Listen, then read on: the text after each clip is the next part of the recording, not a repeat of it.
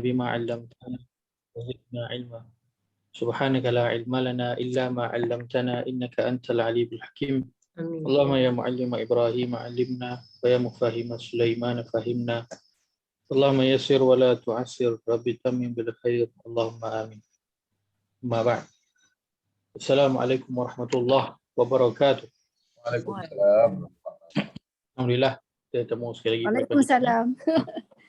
Saya mohon maaf minggu lepas untuk kita punya tadabbur kerana kita bercuti. Alhamdulillah hari ini dah bercuti segar sikit lah kan kita semua. Nah, menyambung dengan kita dalam surah Al-Hasyr. Al-Hasyr. Nah, menyambung pada ayat yang ke 10, ayat yang ke 11. Yes. Ayat yang ke 11 insya-Allah.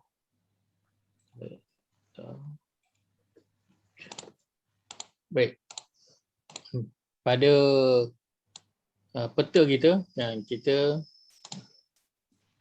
dah melalui pada ayat yang pertama itu. Ayat pertama kita mula dengan pujian ataupun tasbih kepada Allah Azza wa Jalla. Kemudian kita beralih kepada penceritaan pengusiran Bani Nadhir.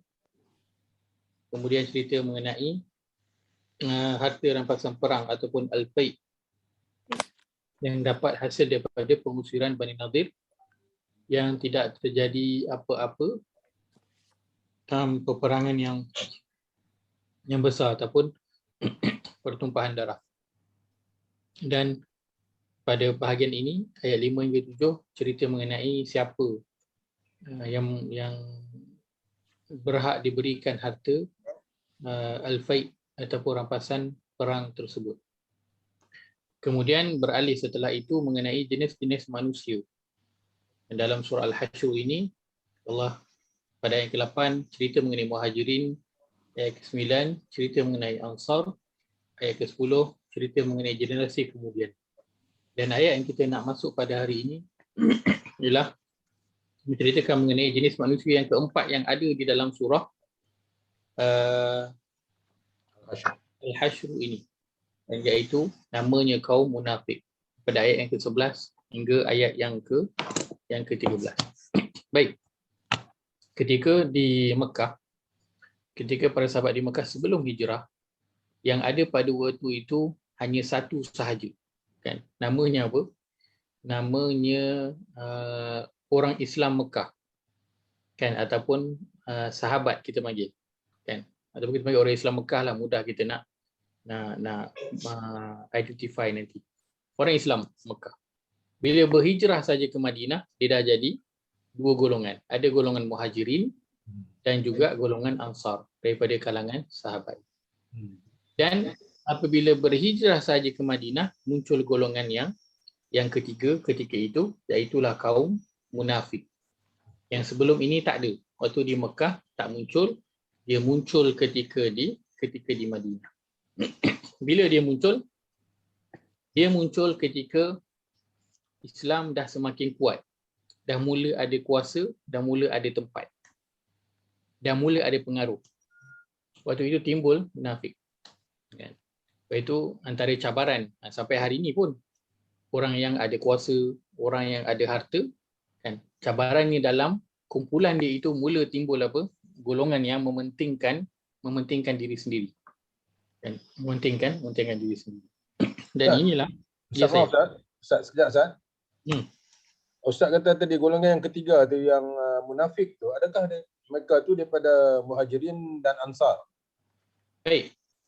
Golongan munafik ini mereka banyak, dia adalah daripada kalangan Ansar.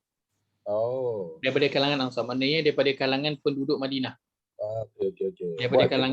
Daripada Muhajirin tak ada lah. Muhajirin mesti daripada suara saya tak jelas. Saya lupa pakai letak mic kat sini. Tak jelas. Okey. Saya lupa. Saya letak mic kat meja. Tak perasan. Okey. Lebih jelas. Minta maaf. Baik. Sebab tu di Mekah tak ada lagi munafik, tak ada. Munafik waktu tu tak ada. Dia ada setelah berada di Madinah. Kan biasanya kita katakan bila baru buat satu kumpulan contohnya, so selalunya orang-orang yang mula-mula join satu kumpulan tu, kumpulan ngaji ke, kan, apa-apa NGO ke, selalunya orang yang mula-mula menubuhkan tu itu orang yang akan kuat dan kekal, yang ikhlas memperjuangkan. Betul tak? Dalam perjuangan apa yang nak diperjuangkan itu dia ikhlas, dia kuat. Dia mula timbul bila dah makin ramai orang ikut. Waktu tu banyaklah kan, banyak kepala. Waktu tu mungkin duit dah banyak. Waktu tu mungkin pengaruh dah besar. Waktu tu mulalah kan ada macam-macam kat dalam tu. Maka begitu juga.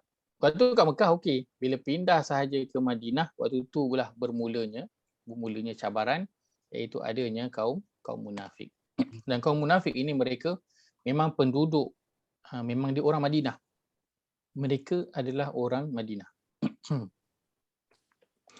Dan kebanyakan mereka adalah orang-orang yang berada, orang yang ada duit. Orang yang ada duit.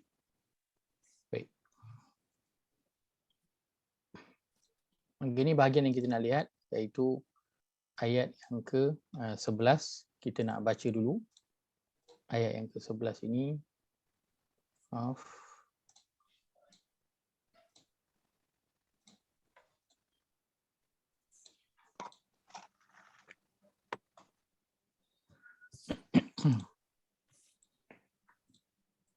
Pada muka surat 547 ayat yang ke-11 surah Al-Hashr.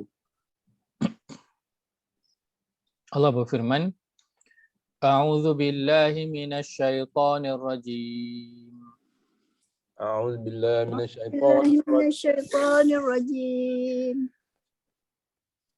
ألم تر إلى الذين نافقوا يقولون لإخوانهم الذين كفروا من أهل الكتاب ألم تر إلى الذين نافقوا يقولون لإخوانهم كفروا من أهل الكتاب يقولون لإخوانهم الذين كفروا من أهل الكتاب لئن أخرجتم لنخرجن معكم يقولون لإخوانهم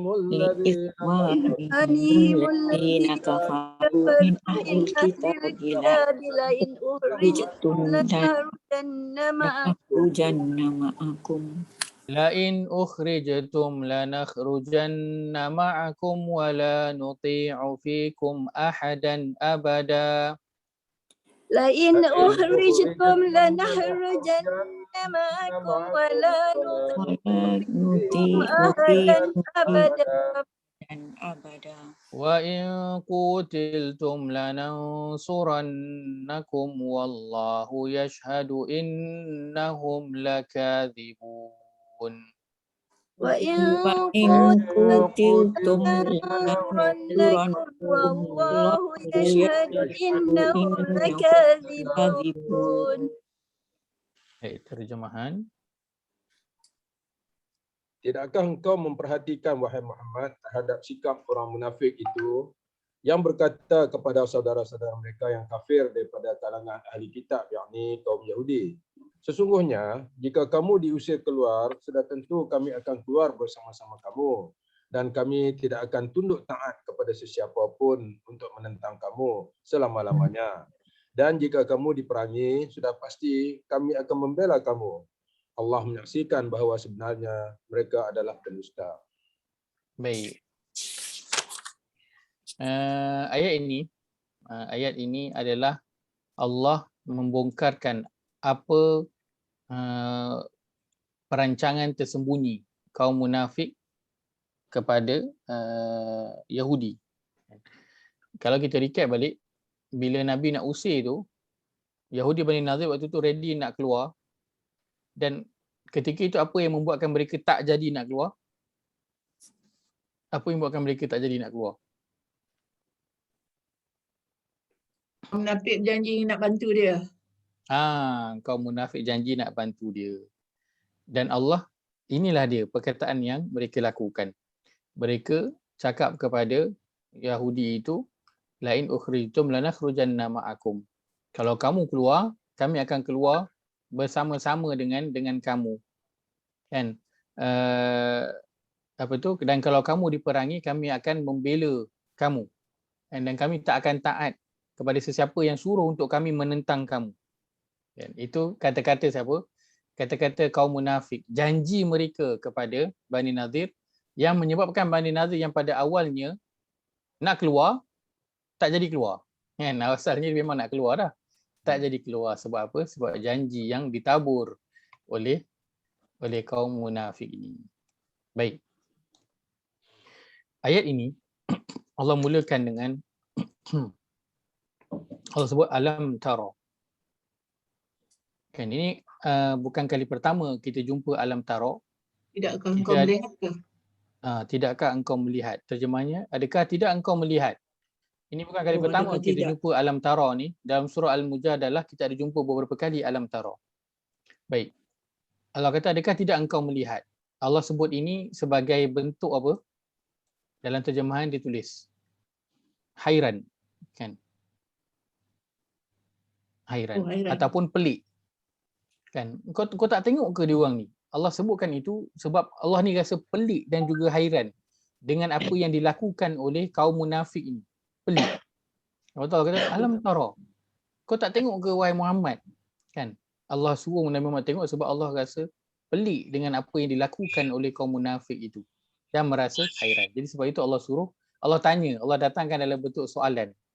Yang mana sebenarnya Allah nak menyatakan kehairanan dia, nak menyatakan kepelikan dia terhadap kaum munafik ini. Alam tara. Kau tak tengok ke kepada orang-orang munafik itu? Baik. Kemudian alam tara ilal ladzina nafaqu. Nafaqu ini adalah munafik. Kan asal dia inilah dia nafaqa. Asal dia ini. Kan? Dah belajar kalau dalam bahasa Arab nafaqu dalam bentuk apa? Isim fi'il ataupun harf. Tak dengar, kena unmute.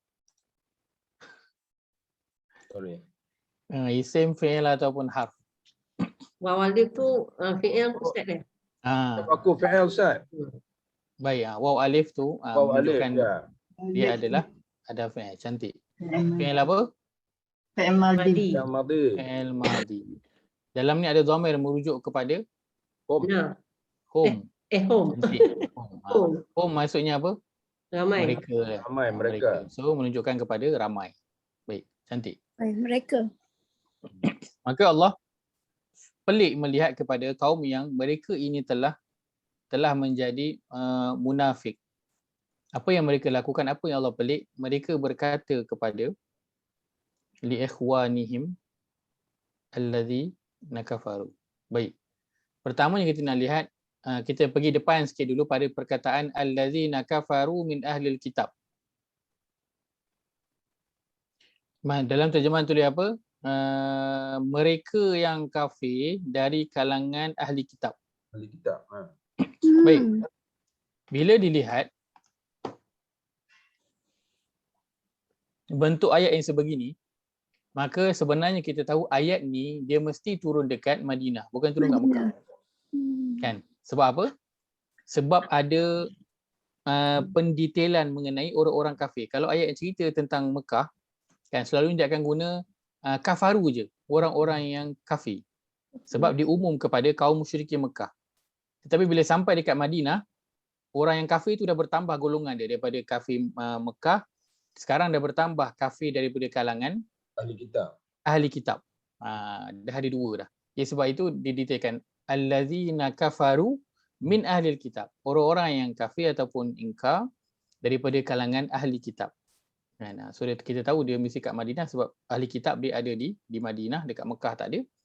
Dan ada bertambah lagi satu grup orang-orang yang kafaru, orang-orang yang ingkar. Okay. So dia ada detail di situ. Baik. Apa perkataan yang Allah gunakan? Iaitu li ikhwanihim. Li ikhwanihim. Ini besar ni, Allah pelik dekat sinilah. Li ikhwanihim. Apa terjemahan dia? Saudara-saudara. Saudara-saudara mereka. Saudara-saudara mereka. Maknanya apa? Maknanya apa? Orang Islam lah. Orang Ansar. Orang Islam.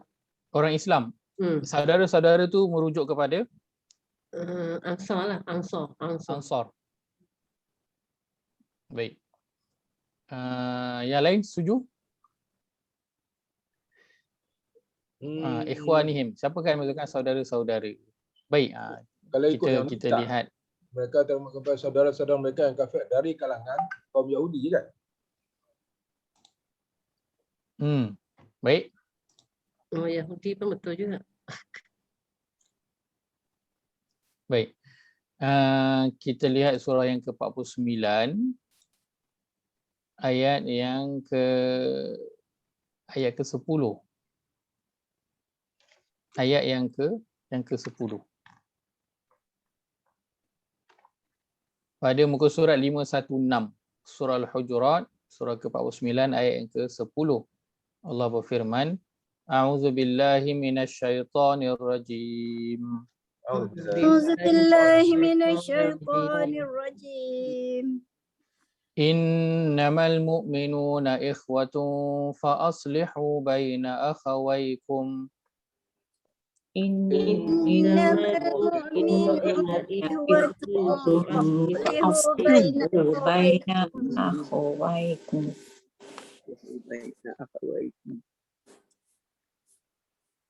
Wattaqullaha la'allakum turhamun.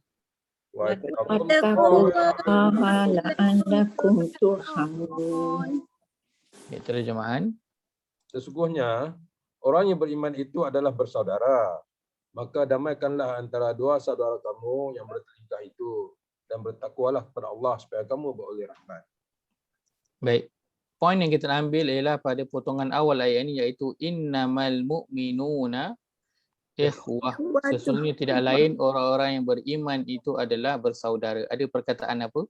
Ikhwah. Ikhwah. Perkataan ikhwah inilah yang berubah menjadi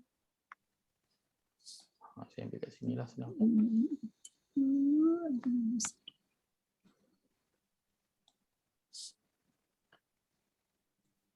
Yang dalam ayat ini dia berubah menjadi ikhwan. Li ikhwanihim. Li ikhwanihim. Kan. Dalam ayat ini ditukar menjadi li ikhwanihim. Saudara-saudara mereka. Maka yang Allah pelik, tentang inilah yang Allah pelik ni. Sebab apa? Sebab Allah kata orang beriman itu mereka bersaudara. Tetapi orang munafik, mereka nak bersaudara dengan siapa? Mereka nak bersaudara dengan orang kafir. Yang orang Yahudi, orang kafir daripada kalangan ahli kitab. Itu yang Allah pelik. Sedangkan Allah telah mempersaudarakan Muhajirin dan juga Ansar. Tetapi mereka tak nak pilih saudara mereka daripada kalangan Muhajirin. Mereka nak pilih saudara yang lain selain daripada yang Allah telah tetapkan. Iaitulah orang yang kafir daripada kalangan ahli kitab. Maka Allah pelik pada bahagian ini. Memberi makna kepada kita apa? Pentingnya kan. Pertama adalah pentingnya untuk seseorang itu memilih kawan. Pentingnya untuk seseorang itu memilih kawan. Ataupun bahasa lainnya, pentingnya untuk seseorang itu memilih circle dia. Ini penting. Sebab apa? Sebab kawan itu nanti yang akan mencorak dia. Kawan itu pasti akan memberi kesan kepada dia. Kan? Dalam hadis yang saya pernah sebutkan mengenai Nabi suruh pilih kawan kan, al-mar'u ala dini khalili. Falyanzur ahadukum man yukhalil. Seseorang itu dia mengikut cara hidup atau agama kawan dia. Maka hendaklah seorang itu memperhatikan dengan siapa dia bergaul, dengan siapa dia berkawan. Sebab kawan, ikhwan memang akan memberi kesan kepada hidup seseorang. Baik. Dan kita sepatutnya memilih kawan daripada kalangan siapa? Allazina kafaru ataupun al-mu'minun. Al-mu'minun. Dan kita sepatutnya memilih kawan daripada kalangan orang-orang yang beriman. Kerana orang beriman kita semuanya adalah bersaudara. Apakah maksud kita semua ni bersaudara? Apakah maksud kita semua ini bersaudara?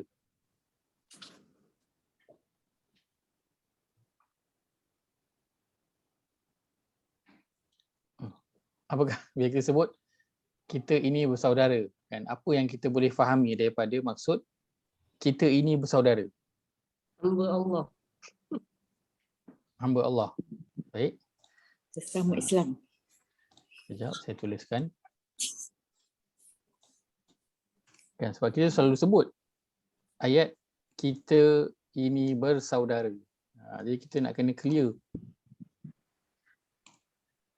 Pertama, hamba Allah.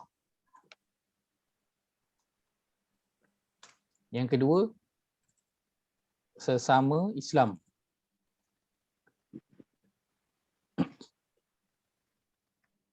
Bila kita sebut kita ni bersaudara, kita ni apa? Macamlah brotherhood, blood brothers. Apa-apalah bahasa kita kan. Kita ini satu geng. Kita ini satu geng. Apa bila sebut kita satu geng tu, apa yang kita boleh faham? Daripada Satu tujuan. satu tujuan. Saya dengar tadi sehati sejiwa. Saya dengar tadi juga saling membantu. Baik, ada lagi? Kita geng. Kita satu tim. Kita bersaudara. Baik. Bila kita sebut sungguhnya orang beriman itu adalah bersaudara. Dan kita mengakui bahawa kita ni nak bersaudara, nak satu geng, satu kelompok dengan orang-orang yang beriman. Maka yang mungkin kita dapat fahami ialah kenapa Allah bersaudarakan kita? Sebab kita semua ini sama-sama Islam. Sama-sama Islam, kan? Ya, sebab itu Allah mempersaudarakan kita kerana Islam. Yang kedua, kita jadi bersaudara kerana kita semua ini Allah jadikan untuk tujuan yang mengabdikan diri kepada Allah. Kita semua adalah hamba Allah. Dan kita sama satu tujuan. Tujuan kita apa? masuk syurga. Juga, Ustaz. Tujuan kita nak masuk syurga. Ada lagi tujuan kita? Kan kita nak masuk syurga. Tujuan kita sama. Cara dia macam mana? Cara dia dengan kita menjadi hamba Allah. Baik, sehati sejiwa. Itu menyerangkan bahagian-bahagian yang atas. Kemudian sampai pada bahagian saling membantu.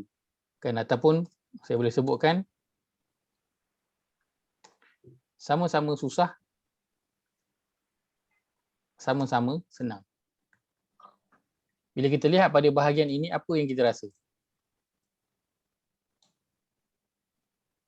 Sama-sama susah, sama-sama senang. Bukankah ini maksud kawan yang sebenar, saudara yang sebenar, sama-sama susah, sama-sama senang? Kan? Baik.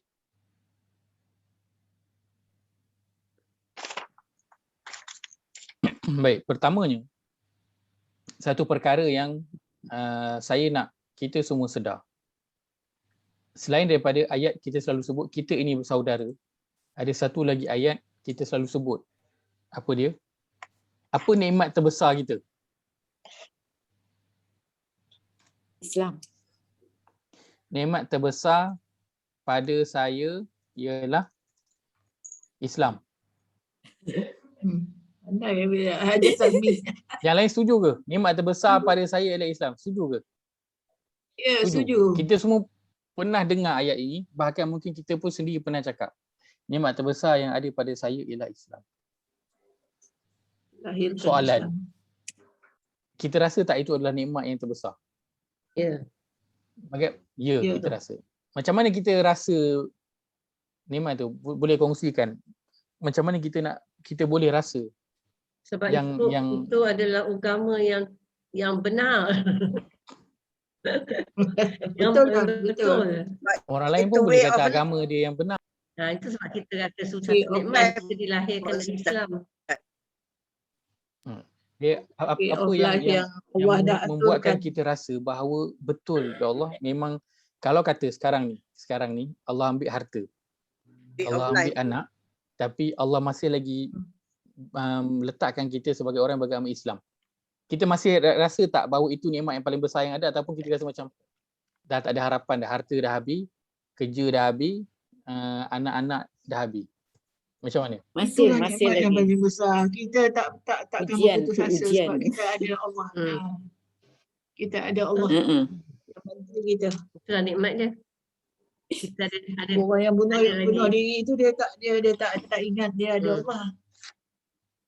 Baik. Betul tak Ustaz? Salah ya. Tak, ni tak ada betul, tak ada salah. Saya tanya pendapat Mm-mm. masing-masing. Mm-mm. Sebab berdasarkan experience, pengalaman kita, berdasarkan perasaan kita.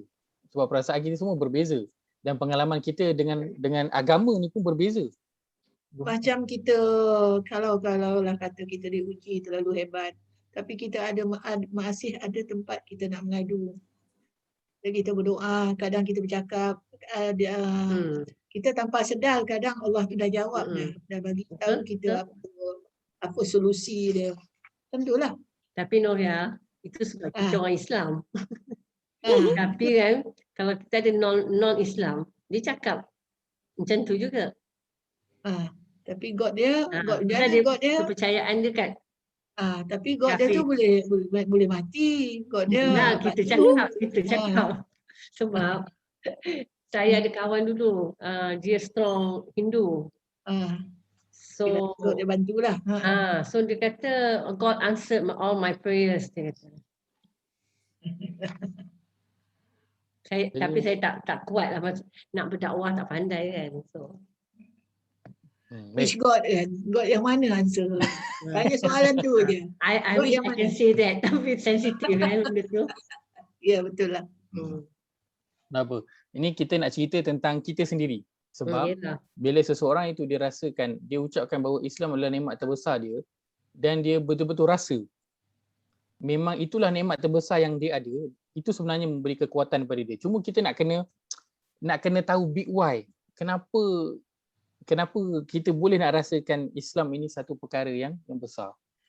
Dan ini memang kita selalu ucapkan, kita selalu dengar Islam adalah nikmat terbesar, Islam nikmat terbesar. Tapi sebenarnya bila kadang kita lihat dalam kehidupan, kita lebih rasa kehilangan bila duit hilang, bila anak-anak hilang, bila rumah terbakar ataupun kereta hilang. Kita akan rasa kehilangan tu, rasa lebih. Berbanding dengan mungkin kita hilang Islam. Mungkin tak hilang Islam, tapi identiti sebagai seorang Muslim tu hilang, kita tak rasa. Berbanding dengan kalau duit hilang, kerja hilang, kita lebih terkesan dalam kehidupan kita. Jadi nak merasakan bahawa Islam itu adalah satu nikmat yang besar, itu adalah satu cabaran, kerana sebenarnya bila kita rasakan inilah nikmat kita yang paling besar, dia akan memberi kita semangat untuk terus bertahan. Kan? Sebab dalam kehidupan, bahkan nak jadi seorang Muslim, orang yang beriman, itu penuh dengan cabaran. Nak bertahan macam mana? Nak bertahan perlukan kepada kekuatan. Baik, mungkin kita lihat surah Al-Ma'idah, surah yang kelima, ayat yang ke-72. Ayat yang ke-72 pada muka surat 120.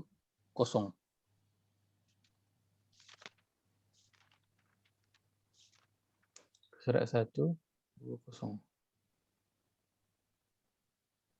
Baik. Allah berfirman, A'udzu billahi minasy syaithanir rajim.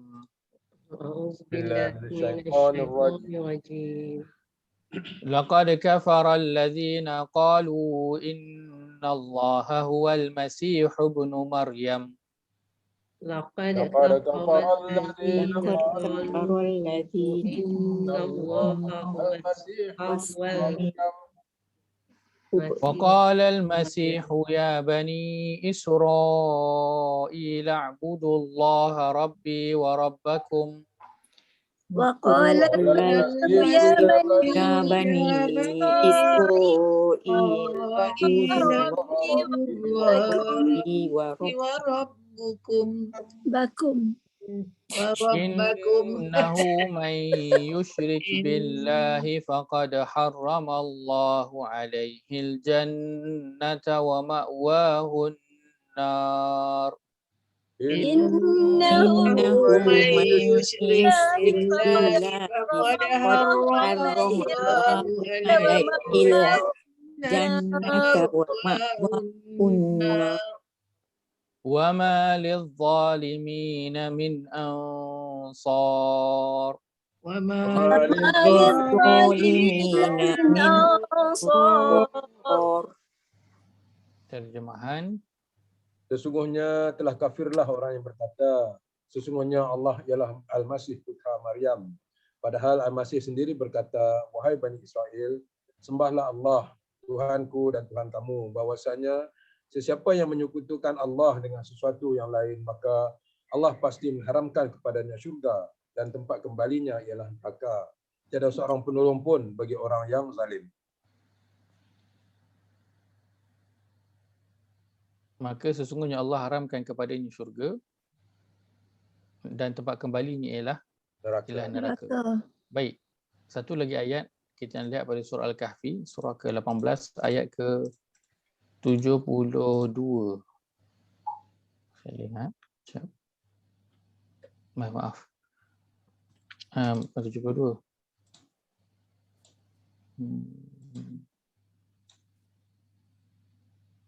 Ayat yang ke ayat 102. Ayat 102. Surah Al-Kahfi ayat 102, muka surat 304. Muka surat 304. Baik, Allah berfirman, A'udzubillahi minasyaitonirrajim.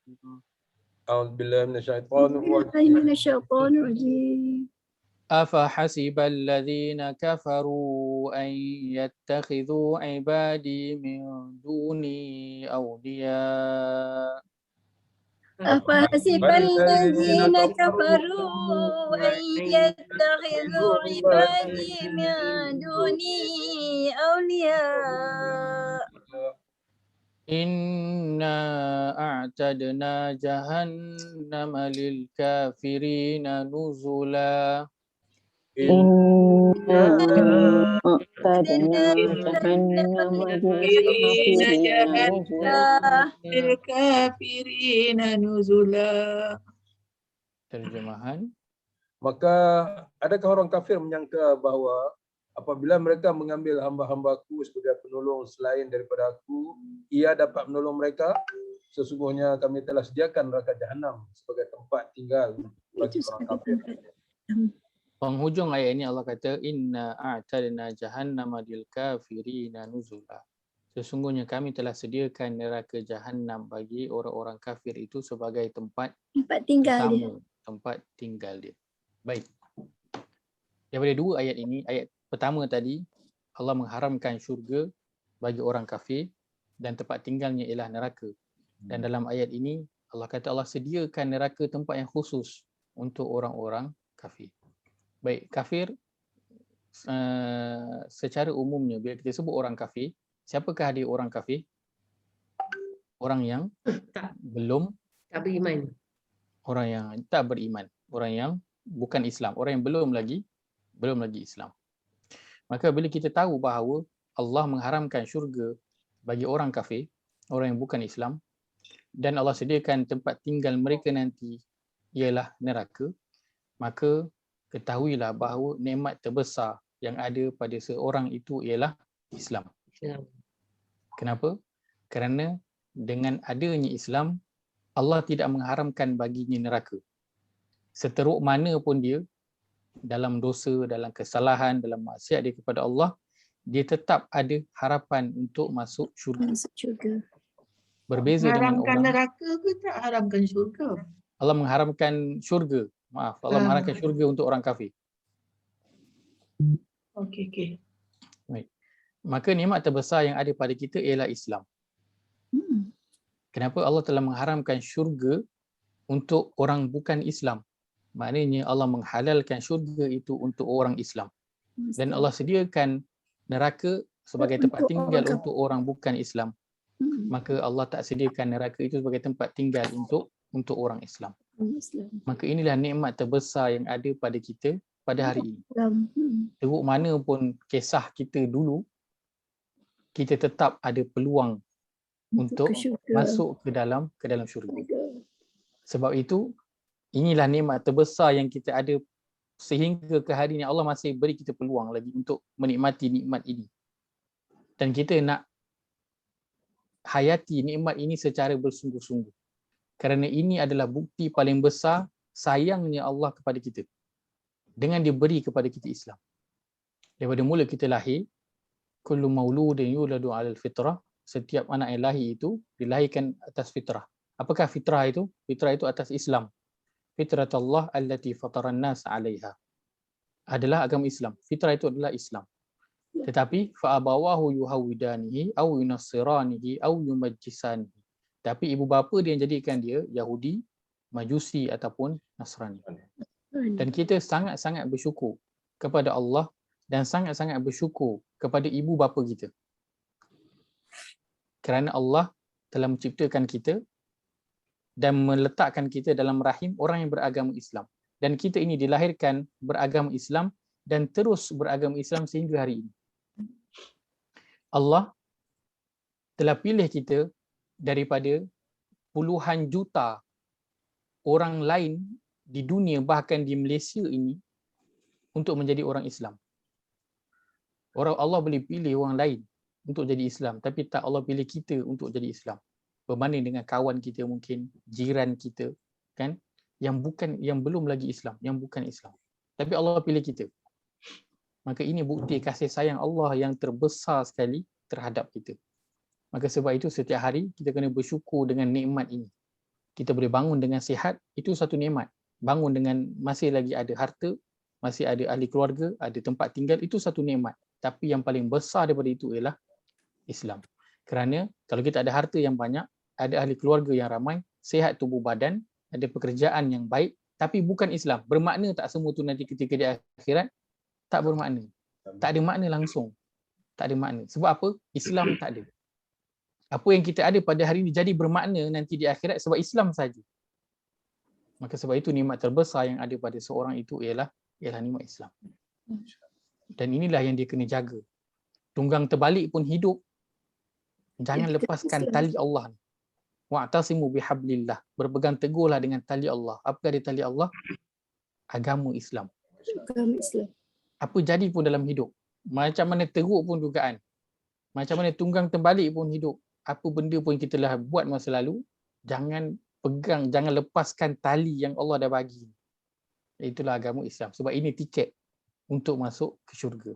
Dan ini bukti kasih sayang Allah terhadap kita hingga hari ini. Allah masih lagi kita pilih jadi Islam. Di kalangan ramai orang lain yang dikala ditimpa ujian, dikala mungkin dah makin berusia, kan, tukar agama mungkin, kan, atau keluar daripada Islam, tapi Allah masih pilih kita pada hari ini untuk menjadi orang Islam. Maka jelaslah pada kita bahawa nikmat terbesar yang ada pada seorang itu ialah Islam. Kerana Allah nak berikan syurga sebenarnya kepada setiap daripada kita. Tapi diperlukan kepada apa? Kepada usaha kita untuk mempertahankan, untuk terus berpegang dengan tali. Kita bergayut di tali, dekat bawah banyak orang cuba tarik kita jatuh ke bawah. Kita cuma perlu bertahan pegang tali itu. Walaupun tangan berbirat ke, luka merah ke, tolong jangan lepaskan tali tersebut. Kerana apa? Kerana ini nikmat Allah yang paling besar sekali yang Allah berikan kepada kita. Maka dengan nikmat ini, iaitu nikmat Islam, Allah telah menjadikan kita semua ini bersaudara.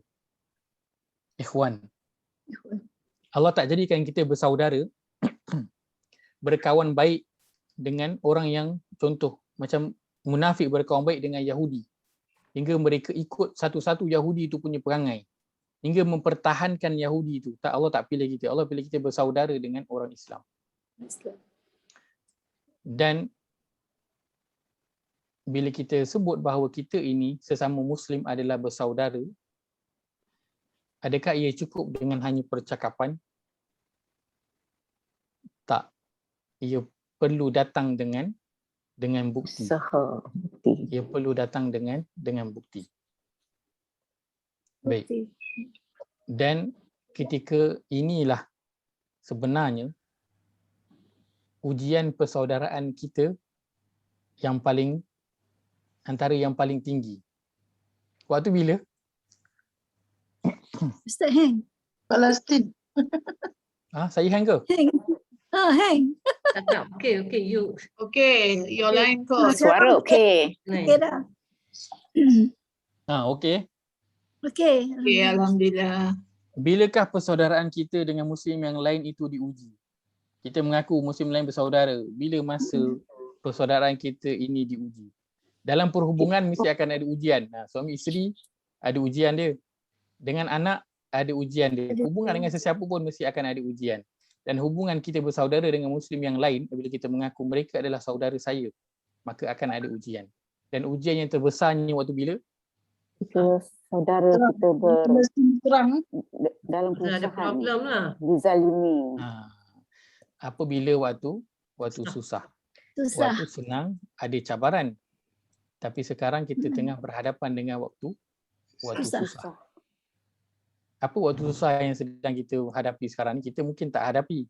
Babak. Dia sekarang tengah duduk, okey, depan laptop, depan handphone, boleh belajar, selesa di rumah, kan. Tapi apa ujian yang sedang kita hadapi? Saudara-saudara Islam kita dizalimi. Islam kita Zalimi, tak dapat makan.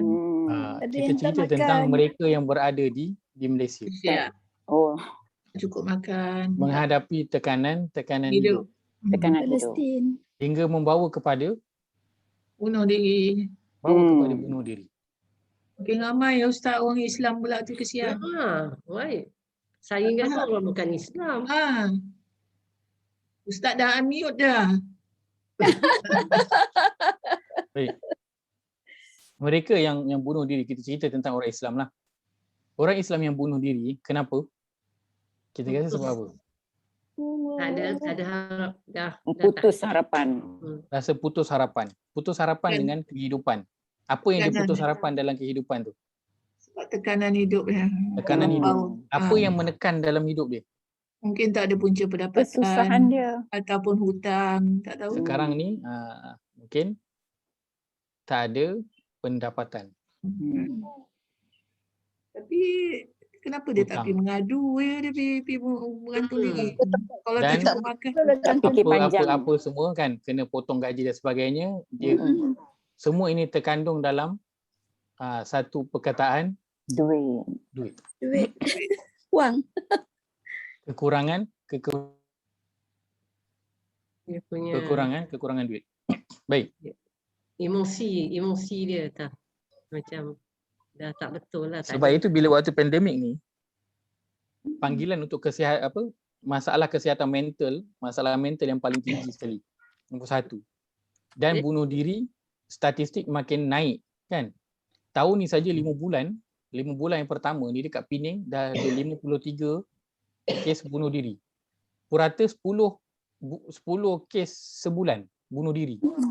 Di Pulau Pinang sahaja. Tak sebut negeri lain, tak sebut yang tak direkodkan. Jadi angka tu makin meningkat dan kita memang akan terus meningkat. Masalah yang punca sebab tekanan hidup, dan tekanan hidup tu banyak punca daripada duit. Baik. Jadi sebab apa? Sebab hidup susah. Bila berlaku pandemik ni ramai orang susah. Dan soalan yang saya nak tanya, waktu zaman Nabi SAW, ada tak orang susah? Ada orang susah. Dan ada orang yang susah. Siapa yang susah tu?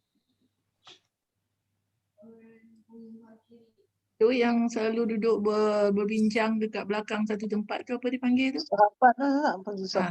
Sahabat-sahabat tu yang alahai, apa yang kita panggil tu, yang ada sudut apa tu yang dia selalu berkumpul tu.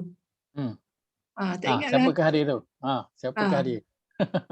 Dia orang tu Ahli orang sufah. ahli sufah. Baru tak ingat. Baik. Setelah setakat yang kita dah pernah belajar, orang Yahudi dalam cerita surah Al-Hashr, orang Yahudi, dia orang ada duit ke tak ada duit? Orang kaya ke orang miskin? Kaya. Orang kaya. kaya. Antara buktinya apa? Yang kita dah lalu pada ayat-ayat dia. Mereka ada apa? Dia Ada ada kebun. Ada kebun. Mereka ada kebun. So, orang kaya. Dia ada perkampungan sendiri. Dan pasar di Madinah tu, Dia- pasar yang paling Dia besar orang sekali, yang siapa yang kuasai? orang Yahudi. Yahudi kan, Qainuqa yang paling besar sekali. Kau inokok. Kan? Qainuqa besar sekali. So orang Yahudi kaya. Orang munafik miskin ke kaya? Ya. Kaya. Pandai menipu. Kaya. Kaya. Kaya. Kaya. Macam mana kita tahu dia kaya? Ayat yang kita telah lalu. Kat mana ayat yang kita lalu yang kita dapat tahu orang munafik kaya? Dia nak bantu tu. Dan nak bersedekah. Ayat yang bersedekah. Yang siapa nak jumpa Nabi kena sedekah Kena dulu. bersedekah. Sedekah. So waktu kita tahu orang munafik Kaya. kaya. So yang susah pada zaman tu siapa? Orang Islam. Islam. Orang Islam daripada kalangan Orang Islam. para Orang sahabat. Dan di antara mereka yang paling susah ialah tadi yang Hajar Noria sebutkan tadi, mereka ialah siapa? Saya tuliskan mereka ialah Lupa nama dia. Hilang Ustaz. Hilang dia blank. Tak dengar. mereka ialah ahli suffah. Ahli Sufah. Ahli Sufah. Siapakah ahli suffah? Ahli suffah ialah orang-orang muhajirin. Sufa. Orang-orang muhajirin. So kita tahu, kita dah belajar ayat yang ke-8. Orang muhajirin hilang lagi. lil fuqara'il muhajirin. Orang-orang muhajirin yang fakir. Mereka jenis fakir sebab apa? Indah. Harta dia tinggal di Mekah. Harta tinggal. Asalnya Madinah. fakir ke? Miskin ke? Kaya. Kaya. Kaya. Asalnya kaya. Jadi Oh, miskin kaya. sebab berhijrah. Berhijrah. Maka ahli sufah mereka adalah kalangan muhajirin. Mereka ahli sufah ni mereka siapakah mereka? Ahli sufah mereka adalah kalangan muhajirin. Mereka tiada tempat tinggal. Tiada. Lepas tu lah. Ustaz, apa mana ahli sufah Ustaz? Ahli tu grup. Kumpulan. Ahli tu grup. Sufah tu nama kumpulan mereka. Dinamakan begitu. Sufah sebab diletakkan di penghujung di satu sudut di Masjid Nabawi. Mereka digelar dengan ahli sufah. So ahli sufah tu merujuk kepada mereka. Ini bukan semua orang muhajirin. Dia segelintir saja. Bukan, So mereka ni lepas dah semua ini baki-baki yang masih ada. Lepas Nabi dah persaudarakan, ini yang tertinggal, yang tersisa lah. So mereka tak ada tempat tinggal, tak ada makanan dan tak ada minuman, dan of course tak ada duit. Dan bilangan mereka ini dalam riwayat disebutkan ada seramai 70 orang. Ramai. 70 orang. Ini masa baru-baru hijrah lah Ustaz kan? Mula-mula. Mula hijrah dan berterusan. Sampai habis rasa. Sampai dah tak Dan ada. berterusan. Mereka ni ada di situ. Sebab tak ada tempat tinggal, tak ada makanan, tak ada minuman. Baik. Itulah tempat tinggal. Baik. Mereka ini dalam riwayatkan suatu hari pernah mereka solat bersama Nabi SAW. Dan ketika solat ada di antara mereka yang jatuh. Waktu solat tengah berdiri jatuh. Jatuh sebab apa? Tersangat lapar. Tersangat lapar. Sampai nak berdiri pun tak larat. Nak berdiri pun tak larat. Masya Allah. Allahu Baik. Akbar. Antara orang yang termasuk dalam kalangan ahli sufah ni, siapa? Orang yang kita semua kenal. Ada yang rapat dengan Nabi. Abu Hurairah ke? Abu Hurairah. Bapak kucing. Bapa. Abu Hurairah adalah salah seorang ahli sufah. Tak ada tempat tinggal, tak ada makan, tak ada minum, tak ada duit. Baik, Abu Hurairah dalam hadis yang diriwayatkan oleh Imam Bukhari. Abu Hurairah kata apa? Inni kuntu la'atamidu bikabidi 'alal ard min shiddatil ju'. Aku ni selalunya akan baring meniarap atas tanah. Sebab apa? Tersangat lapar. So dia nak tekan perut dia. Biar kurang rasa lapar. Wa inni la'arbitul hajara 'ala batni min shiddatil ju'. Dan aku ni memang selalu ikat batu dekat perut aku. Sebab lapar. Sebab lapar. Baik. Dalam hadis ini pada suatu hari Abu Hurairah kata, aku duduk di jalan yang orang keluar daripada Masjid Nabawi. Dia sengaja duduk di jalan yang orang keluar daripada Masjid Nabawi. Kemudian pada suatu hari waktu dia tengah di kat situ, keluar Abu Bakar As-Siddiq daripada Masjid Nabawi. bertemu dengan Abu Hurairah. Abu Hurairah buat apa? Abu Hurairah tanya dekat Abu Bakar tentang satu ayat. Dia kata, wahai Abu Bakar, kau tolong cerita ke aku sikit tentang satu ayat Quran ni. Dan Abu Hurairah kata apa? Wallahi ma sa'altuhu illa liyushbi'an. Dan demi Allah, aku tak tanya soalan tu dekat Abu Bakar, melainkan aku berharap dia ajak aku pergi makan, ajak aku ngeteh. Tu je. Dia tanya tu sebab jawapan pada soalan tu Abu Hurairah tahu dah. Abu Hurairah dia selalu ikut Nabi, dia bersama dengan Nabi. Jawapan dia tahu. Dari kalangan sahabat yang paling banyak meriwayatkan hadis Abu Hurairah. 3,000 hadis diriwayatkan. Dia sahabat paling banyak sekali riwayatkan hadis. Sebab apa? Sebab dia memang tak ada pekerjaan, tak ada apa. Dia memang tinggal dekat Masjid Nabawi, so kerja dia ikut Nabi. Baik, dia tanya Abu Hurairah, dia tanya Abu Bakar tentang satu ayat dan dia kata aku tak tanya soalan itu, melainkan aku harap Abu Bakar ajak aku pergi makan ke, pergi ngeteh ke kan. Fa ajaba wa lam yaf'al. Abu Bakar jawab dan dia berlalu pergi. Dia tak ajak pun Abu Hurairah pergi minum ke, tak ajak. Fa kharaja Umar radhiyallahu an. Kemudian keluar daripada Masjid Umar Al-Khattab radhiyallahu an. Fa sa'altuhu an nafsil ayah. Abu Hurairah kata, aku tanya soalan yang sama. Aku tanya soalan yang sama aku tanya kat Abu Bakar tadi. Wallahi ma sa'altuhu illa liyushba'ani. Dan demi Allah, taklah aku tanya soalan tu melainkan aku harap dia pun ajak aku pergi makan, ajak aku pergi minum. Fa ajaba wa lam yaf'al. Umar pun jawab soalan Abu Hurairah dan dia berlalu pergi. Dia tak ajak pun pergi minum ataupun pergi makan. Fa kharaja Abul Qasim sallallahu alaihi wasallam. Kemudian keluarlah dari pintu masjid itu Abul Qasim. Siapakah Abu Qasim? Nabi sallallahu alaihi wasallam. Oh, Abu Qasim. Nabi, nama gelaran dia adalah Abul Qasim. Orang Arab dia bagi gelaran Abu tu mengikut pada anak lelaki yang pertama. Lagi tahu. Ada ambil pada anak yang pertama. Selalunya dia ambil pada anak yang pertama. So anak Nabi yang pertama ialah Qasim, anak yang pertama. Sebab itu orang Arab zaman jahiliah dulu sangat malu kalau anak pertama perempuan. Sebab nanti dia akan nama. Kan tiba orang nama Abul Qasim, Abu Raid, kan, Abu Yahya. Tiba-tiba dekat dia kan, contoh Abu Aminah, Abu Aisyah, kan, nama anak perempuan. So macam kuranglah laki tu, kurang nampak ganas lah. Kan, kurang nampak ganas. Sebab tu orang Arab dulu malu kalau anak dia dapat perempuan, malu.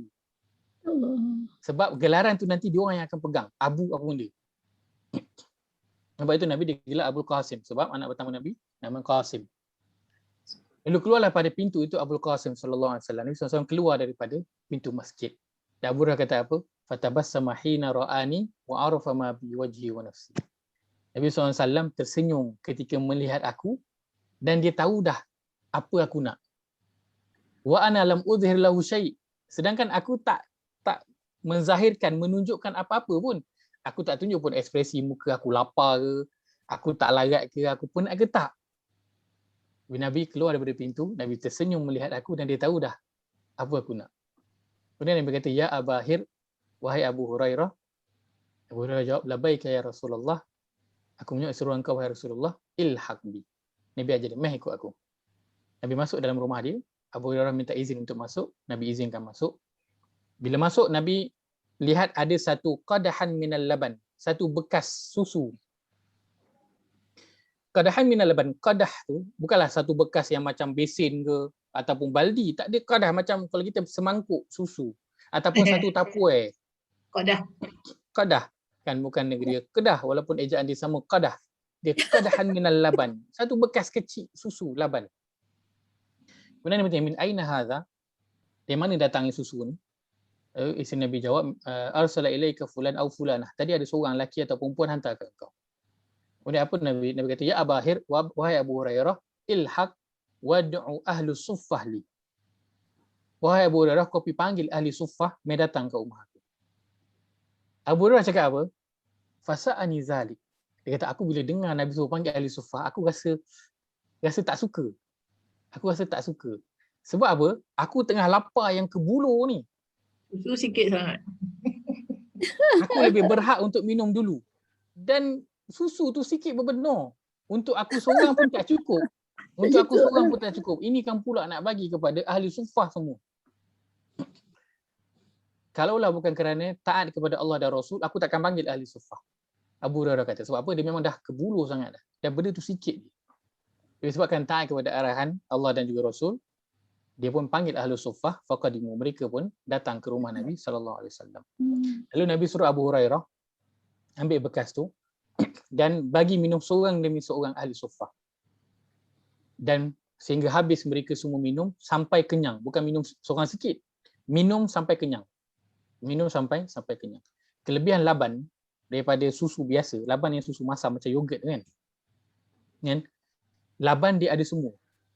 Yang khasiat makanan dan khasiat minuman semua ada pada laban, komplit. Sebab itu Nabi galakkan minum laban. Sebab dalam tu khasiat dia semua komplit. Baik, maka semua orang dah habis minum laban. Abu Hurairah bagi minum seorang-seorang. Kemudian Nabi SAW kata, Ya Abahir, labbaika ya Rasulullah, baqiya ana wa ant.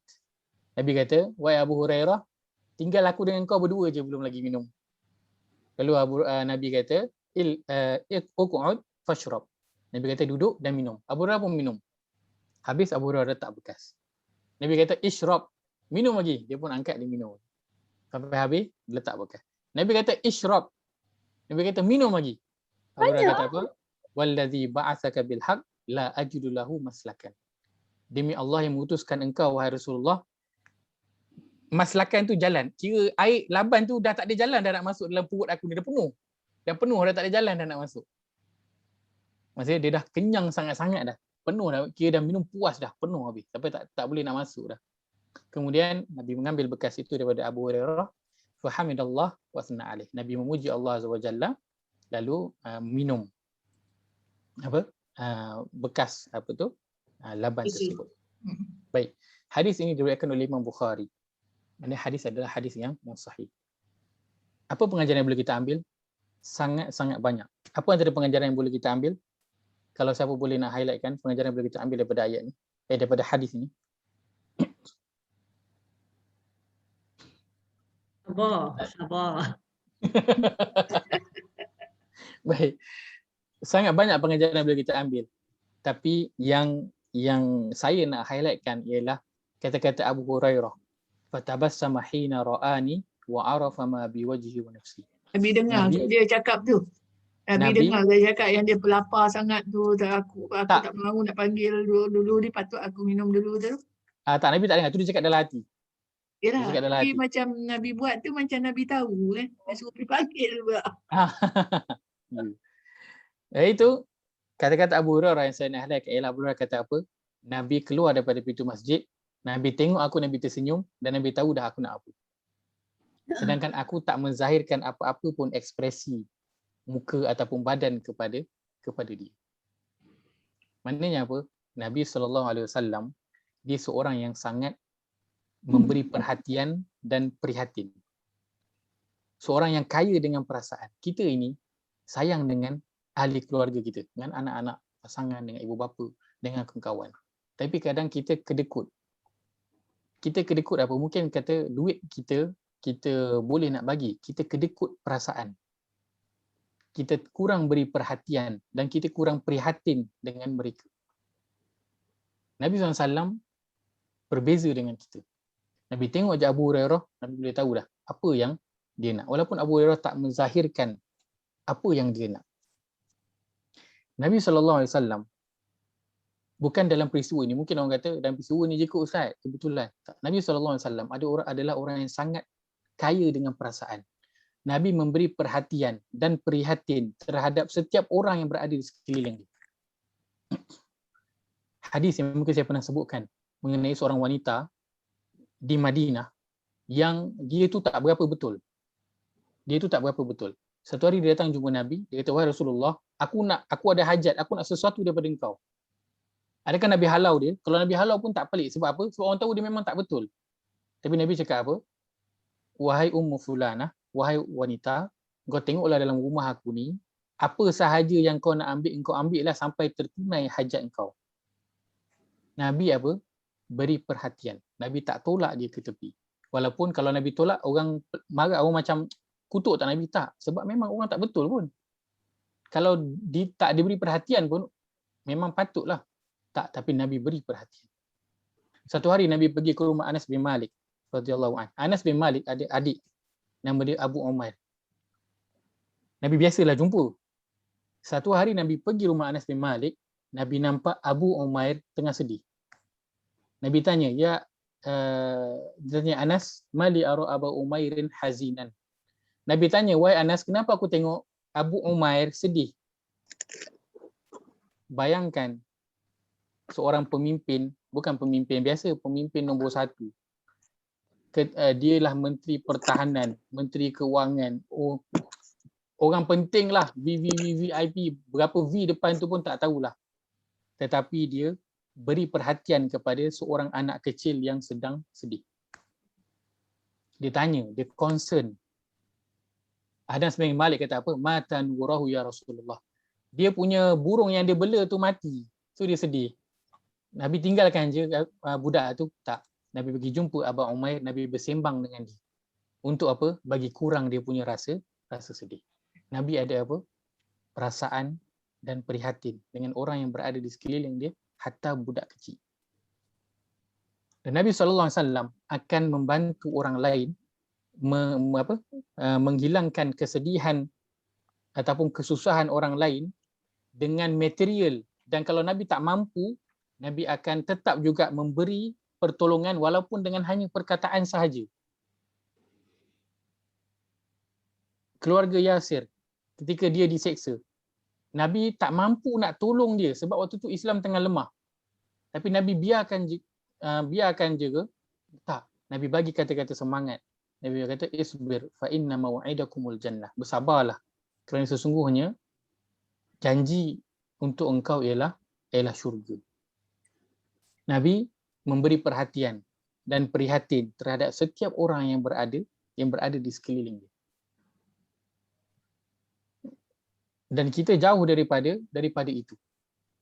Jauh daripada itu. Bahkan kita kalau nampak orang tak pernah kenal pun, itulah kali pertama nampak.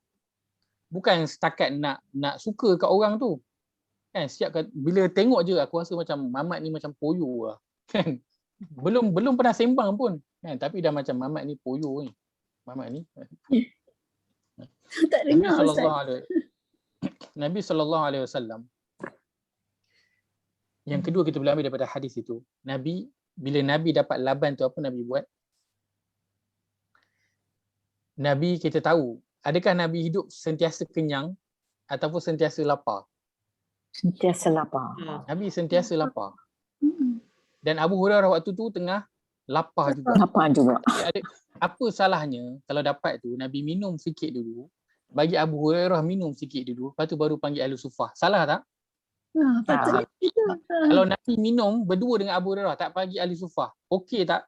Okey. Apa? Memang benda tu sikit je pun. Macam mana cukup semua? Itu mukjizat Nabi sallallahu alaihi wasallam. Berkat. Itu antara mukjizat Nabi sallallahu alaihi wasallam. Bukan dalam kisah ni, kisah beberapa kisah lain pun ada yang memang makanan tu bertambah bila Nabi sentuh kepada makanan tersebut. Masya-Allah. Dalam kisah Khandaq pun macam tu. Dalam kisah Khandaq pun sama. Roti tepung bertambah-tambah, kuah tak berkurang-kurang. Dicedok untuk memberi makan kepada 3,000 ataupun 4,000 orang. Dengan hanya satu uli tepung sahaja dan sebekas kecil kuah kari je. Untuk boleh makan 3-4 ribu orang boleh jamu. Berkat Nabi. Baik, Nabi panggil Ahli Suffah untuk diberikan. Dan Nabi SAW, ini saya nak highlightkan, Nabi setiap apa yang Nabi dapat hadiah ke, makanan ke, Nabi akan utamakan Ahli Suffah dahulu.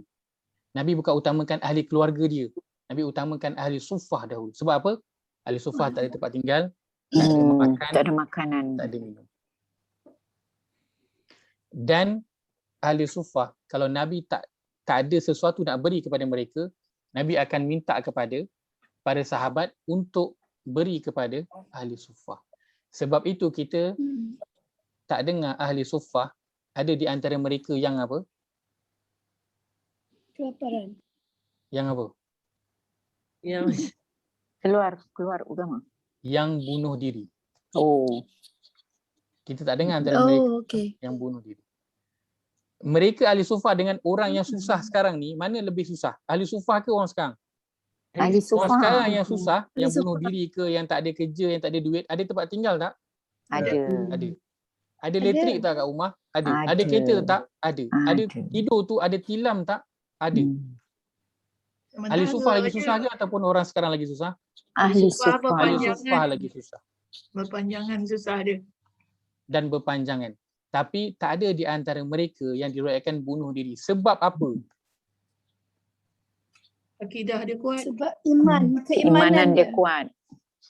Keimanan kuat. Satu. Hmm. Yang kedua, Sebab Rasulullah prihatin pada dia. Wah, yeah, that one bagus. Orang keliling. poin yang Support paling daripada utama, jiran. Support daripada poin ini. yang paling Sahabat. utama ialah Ah, orang sekeliling orang sekeliling. prihatin, Ya. bantu dia. Sehati sejiwa. Orang yang bunuh diri pada hari ini, Orang ya keliling kita tak boleh apa. kata dia salah. Kita boleh kata dia salah. Tetapi nanti yang akan lebih dipersalahkan ialah orang kaya yang berada di sekeliling dia. Sekeliling dia. Tapi Ustaz, Ya. tadi masa Abu Bakar dengan Umar tak tolong dia. Apa dia?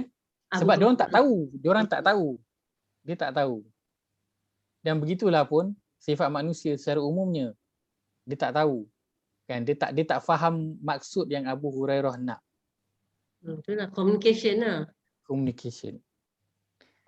Tapi yang saya nak highlightkan ialah kita pada hari ini dengan meningkatnya kes bunuh diri, kita tak boleh rasa senang. Sebab saya okey, saya dah plan belanja saya kalau sampai hujung tahun pun saya boleh survive. Tak. Sebab nanti yang Allah akan tanya adalah kita. Kalau Allah salahkan orang bunuh diri itu bersalah, orang yang mampu, yang ada duit, bukan orang yang kaya, orang yang mampu. Yang berada di sekeliling dan termasuklah kita yang berada dalam Malaysia ni, nanti Allah akan tanya, apa kau buat? Kita akan dibersalahkan lebih besar daripada orang yang bunuh diri. Terdiam, Ustaz. Orang yang bunuh diri tu. Orang bunuh diri lah kita kata dia iman lemah, dia tak belajar Quran, tak tadabbur Quran. Apa peranan masyarakat? Bagaimana orang yang ada duit, yang mampu belajar Quran, tadabbur Quran tapi tak buat apa-apa pun untuk membantu mereka. Hingga mereka mengambil keputusan untuk bunuh diri. Siapa yang nanti akan lebih dibersalahkan? Orang yang ada duit. Siapa yang So Haji Takut. Yahya kena pergi ram, pergi tengok. Buat macam Abid Liu. Orang yang ada duit yang akan dipersalahkan. So bila kita lihat sekarang ni ramai orang bunuh diri, bukan kita lihat mereka tu teruk. Iman kurang. Kita. Mereka tu bunuh diri sebab kita. Nanti yang kena tanya kita. Yang besarnya adalah pada kita yang akan dipertanggungjawabkan. Itulah yang herannya Ustaz, kita ni berjuta-juta hantar ke Palestin lah, ke mana lah. Tapi yang di sini pun Malaysia banyak. ni kita Betul. tak cari. Ya. Betul. Macam-macam kes ni. Kesian betul tengok. Hari tu yang berniaga tu dengan polis tu, dia campak barang-barang terjerit-jerit. Sampai isteri dia. Ya betul. Tapi kan ada another ni, saya pun mula marah juga tengok tu. Tapi dia kata dia dah dibagi notis. Dah 2-3 kali dah pihak penguasa bagi dia notis. Dia degil. Tapi itulah, Tapi cara dia tu memang tak tahulah, saya pun tak tahu. Yalah. Kesian dia. masa ni cari ke lah dia tempat dia. Dia buat Hmm. buat rumah. Ganti ke? Dia sebab dia tak boleh nak pergi tempat lain kot. Ataupun Betul, kalau tapi- dalam rumah dia tak boleh nak buat online, tak reti Mungkin kot. urusan nak cari tempat lain pun mungkin susah juga nak dapat That is- kelulusan makan masa sebagainya sebab orang nak makan hari ni, orang nak makan sekarang. Kan? Orang nak makan sekarang. Macam saya pernah sebut kan, ada orang Tidak, tanya. kalau tidak penguasa bawa lah dia pergi cari bagi sponsor, bagi dia. Cara lain kan. Ah, Bagi tak solution boleh. kan. Jangan Oh, terus macam marah tu. kat dia. Dia Ustaz, sampaikan ramai ni. orang Ustaz ramai orang susah kat Malaysia ni, ramainya orang pendatang Ustaz, yang macam Ustaz yang bagi demo dia bising-bising suruh solat tu kan. Semua pendatang ramai tu. Banyak orang pendatang tu. Yang susah, orang kita pun ramai. Orang kita Pendatang ramai juga yang banyak duit. Yang dalam TV3 tu, setiap Ya. petang hari Sabtu ke Ahad tu. Kesian juga tengok. Orang kita. Ya. La Eh. ilaha illallah. Keluar tajuk lah kita. Tapi betul lah. Masih dalam tajuk. Tajuk kita adalah apa? Li ikhwanihim, persaudaraan. Saudaraan. Betul. Sekarang ini persaudaraan kita dengan orang Muslim di Malaysia, kita sedang diuji persaudaraan kita. Kita Ya, ambil betul. kisah tak tentang mereka? Oh, Yang kita kata mereka ni saudara saya. Kita kisah tak? Yang kisah Rizda tu kan, yang orang Rizda tu. Hmm. KKM telefon rumah dia, tahu anak dia yang kuarantin diri sendiri dalam rumah tu dah meninggal. Hanya jiran pun tak tahu. Kita tak tahu. Itulah tu. Tak tahu. Jadi ini poin yang saya nak powerkan pada hari ini ialah kita selalu sebut kita orang Islam ini bersaudara. Dan sekarang kita diuji di mana persaudaraan kita tu. Yang kita kata mereka ni saudara kita. Dan bila kita salahkan mereka ini tertekan kerana tak belajar agama, kerana iman tak kuat, kan, kerana tak tadabbur Al-Quran, kan. Tapi kita ni di mana dalam nak membantu mereka? Kerana dalam harta kita sudah pasti nanti ada harta mereka. Ya. Ya. Betul. Sebutkan kita lihat surah yang ke-17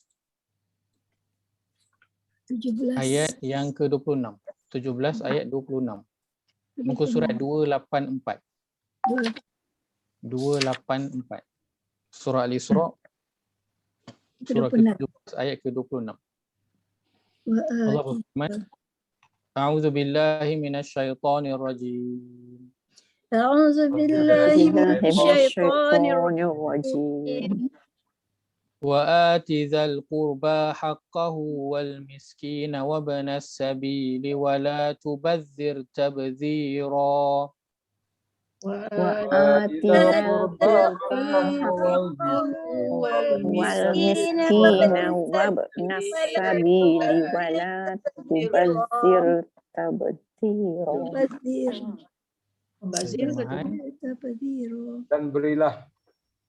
Dan berikanlah kepada kaum kerabatmu, orang miskin dan orang musafir akan haknya masing-masing. Janganlah engkau membelanjakan hartamu secara boros. Baik. Apa yang kita lihat pada ayat ini? Kita nak melihat pada perkataan haqqahu. Haqqahu. Dan berikanlah kepada kerabat muda orang miskin serta orang musafir akan haknya masing-masing. Hak kita ke hak mereka? Mereka. Pada siapa? Pada kita. So orang yang bunuh diri tu kemungkinan ada tak hak dia pada kita? Ada. Mungkin ada. So nanti Allah akan tanya dia je ke ataupun kita sekali? Kita. Allah tanya dia, kenapa kau bunuh diri? Aku tak ada duit. Duit engkau mana? Duit aku dekat orang kaya. Orang kaya mana tak bagi hak aku? Jadi siapa yang lebih besar nanti akan dipersalahkan? Orang yang ada duit. Dan kita bukan nak sebut kerajaan. Kita nak sebut kita sendiri. Kita je. Kerajaan tu lantak dia lah nak buat apa. Dia nanti yang akan jawab. Kita ni nanti nak lepas macam mana. Sebab kita pun ada duit. Boleh duduk sekarang ni. Alhamdulillah senang. Allah bagi kita selesa boleh duduk belajar. Tapi saudara kita yang lain mungkin tengah kat luar, tengah struggle bekerja cari duit. Entah ada tak duit hari ni untuk bawa balik makan kepada anak dan isteri pun tak tahu. Sedangkan pada harta kita yang sedang duduk senang ini ada hak mereka yang kita tak berikan. Maka ini persaudaraan Islam yang kita nak kena lihat balik. Betul ke kita menganggap mereka ini adalah saudara kita? Ataupun hanya setakat cakap je. Hanya cakap je. Kita ni semua saudara. Kita ni semua saudara. Tapi bila sampai tang nak minta tolong, tak ada siapa pun nak tolong. Tak ada siapa pun nak tolong. Yang herannya Ustaz, sempatlah ambil video apa semua. Tak patutnya pergi kejar, tahan lah kan. Yang dalam yang atas jalan raya tu, punya lama ada video kan orang tu berjalan atas jalan raya. Betul. Kesian. Saya tak tengok lah. Kita dah berhenti kereta, stop kan. Dan orang-orang yang bunuh diri ni, kadang kita lebih banyak nak blame dia. Bunuh diri, iman kurang, bunuh diri, nanti murtad, kafir dan sebagainya. Kan? Kita tentang dia, kita tak sibuk tentang kita. Tak sibuk tentang kita. Sedangkan orang bunuh diri tu, kan, mereka itu nanti ada kalau dalam hadis seorang tu nama Tufail. Tak salah nama dia Tufail. Dia duduk di Yaman. Bila dengar Nabi berhijrah ke Madinah, dia dengan kawan dia hijrah ke Madinah. Sampai Madinah, cuaca Madinah tak kena dengan badan dia orang lah. So kawan dia jatuh sakit. Kawan dia jatuh sakit teruk dan tak boleh tahan sakit itu sampai kawan dia kelar tangan dia. Kelar tangan dia dan mati. Dan lepas kawan dia mati, Tufail ni mimpi jumpa kawan dia, muka elok cantik. Cuma tangan dia tu dia duduk pegang, berbalut, tertutup tangan dia. Bersalut. Kan? Kemudian dia jumpa dengan Rasulullah. Rasulullah dia cerita hal kawan dia. Kawan aku ni, dia dan dia bunuh, dia kelar tangan dia, dia mati. Dan aku mimpi aku jumpa dia, wajah dia semua baik, elok, cantik, kecuali tangan dia je berbalut yang duk pegang. Nabi kata apa? Maaf. Waktu dalam mimpi tu, dia tanya kat kawan dia, kenapa tangan kau tu? Dan dia kata, apa yang Tuhan kau dah buat kepada engkau? Dia kata, Tuhan aku telah mengampunkan aku kecuali apa yang telah aku buat pada diri aku sendiri, iaitu tangan dia. Maksudnya Allah bagi elok, dia yang rosakkan sendiri. So Allah tak betulkan. Allah tak betulkan tangan dia tu. Allah biarkan tangan dia macam tu. Tapi Allah ampunkan dia. Maksudnya kalau Allah ampunkan dia, Allah masukkan dia ke dalam syurga. Besoknya dia berjumpa dengan Nabi SAW, dia cerita dekat Nabi. Lalu Nabi mengiyakan dan Nabi berdoa. Nabi cakap apa? Allahumma ghfir lahu wali yadihi. Ya Allah, ampunkan dia dan tangan dia. Maksudnya orang yang bunuh diri, jangan kita kata dia terus masuk neraka, confirm tak. Kerana Allah ada pertimbangan dia. Allah Ar-Rahman Ar-Rahim, tak zalim. Ada pertimbangan dia pada Allah. Kerana orang yang mungkin dia bunuh diri, dia bukan dalam keadaan sedar.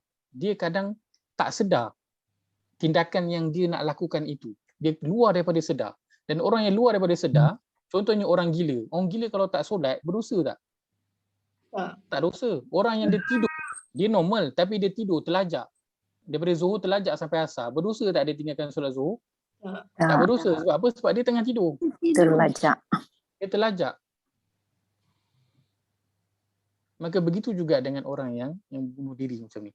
Cuma kita tak galak kan. Hadis ni bukan kena difahami tak apa bunuh diri. Tak boleh bunuh diri. Tak boleh langsung bunuh. Dia haram bunuh diri. Haram bunuh diri. Cuma kita nak kata jangan kita blame pada orang yang bunuh diri. Yang kita nak lihat adalah pada diri kita. Li ikhwanihim. Yang kita mengaku mereka ini saudara. Yang kita lihat mereka tertekan. Yang kita lihat mereka bunuh diri. Yang lebih teruk sebenarnya adalah kita nanti yang nak kena tanggung, nak kena jawab nanti. Sebab pada kita ada hak mereka. Dalam harta kita ada harta mereka. Dalam perasaan kita ada emosi yang kita kena berikan kepada mereka. Kata-kata semangat yang kita kena berikan kepada mereka. Itu hak mereka pada kita. Kita kena berikan. Walaupun dengan perkataan. Dan itu yang Nabi SAW berikan. Nabi tak mampu nak bagi material. Nabi ada hanya perkataan. Nabi bagi perkataan. Supaya apa? Supaya hati orang tu rasa lapang. Rasa tenang. Nabi berikan perhatian dan Nabi prihatin. Dan perkara ini kita nak lakukan kepada siapa? Kepada setiap orang. Kita jangan tunggu orang tu minta kepada kita WhatsApp ataupun orang tu angkat bendera putih. Jangan tunggu. Nabi SAW dia tunggu tak Abu Hurairah minta kat dia? Tak. Nabi senyum tengok Abu Hurairah, dia terus ajak. Mai Abu Hurairah, mai masuk rumahku. Minum laban. Nabi tunggu kat Abu Hurairah kata, "Wahai Rasulullah, aku lapar." Dia tunggu tak Abu Hurairah minta? Tak tunggu. Terus bagi. Maka seorang Muslim jangan tunggu orang lain minta, bagi terus. Jangan tunggu minta. Bagi. Kenapa? Kerana ada orang yang dia bersifat dengan apa? Dalam Quran sebut dia ta'affuf. Dia bersifat dengan ta'affuf. Kita lihat malu ke Ustaz? Ayat 273 surah Al-Baqarah.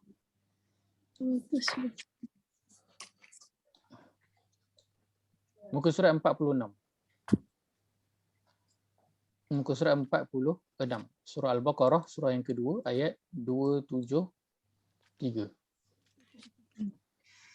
Allah berfirman, A'udzu billahi minasy syaithanir rajim. A'udzu billahi minasy syaithanir rajim. Lil fuqara'il ladzina uhsiru fi sabilillah. Lil fuqara'il ladzina uhsiru fi sabilillah. لا يستطيعون ضربا في الأرض يحسبهم الجاهل أغنياء من التعفف لا يستطيعون ضربا في الأرض يحسبهم الجاهل أغنياء تعرفهم بسيماهم لا يسألون الناس إلحافا تعرفهم بسيماهم لا بسيماهم لا يسألون الناس إلحافا وما تنفقوا من خير فإن الله به عليم وما وما تنفقوا تنفقوا من خير فإن الله به عليم. عليم. Terjemahan.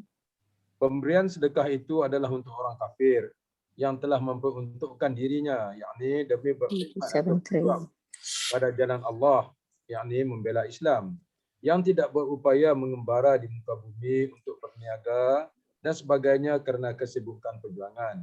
Orang yang tidak tahu menyangka mereka kaya raya kerana mereka menahan diri daripada meminta-minta. Engkau kenal mereka dengan melihat ciri-ciri dan keadaan mereka.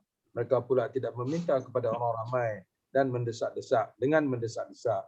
Apa jua yang kamu nafkahkan daripada harta yang baik, maka sesungguhnya Allah Maha mengetahui. Baik, kita nak lihat pada potongan ayat yahsabuhumul jahilu aghniya'a minat ta'affuf.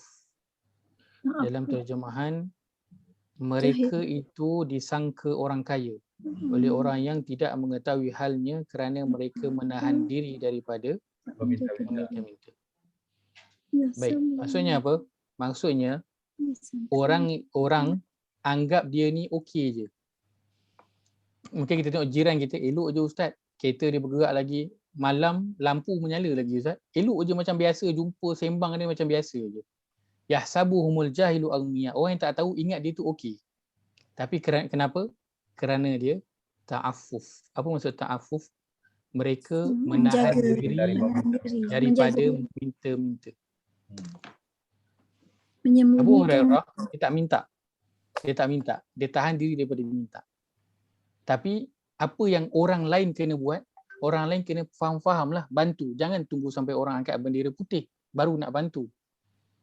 Kita bagi.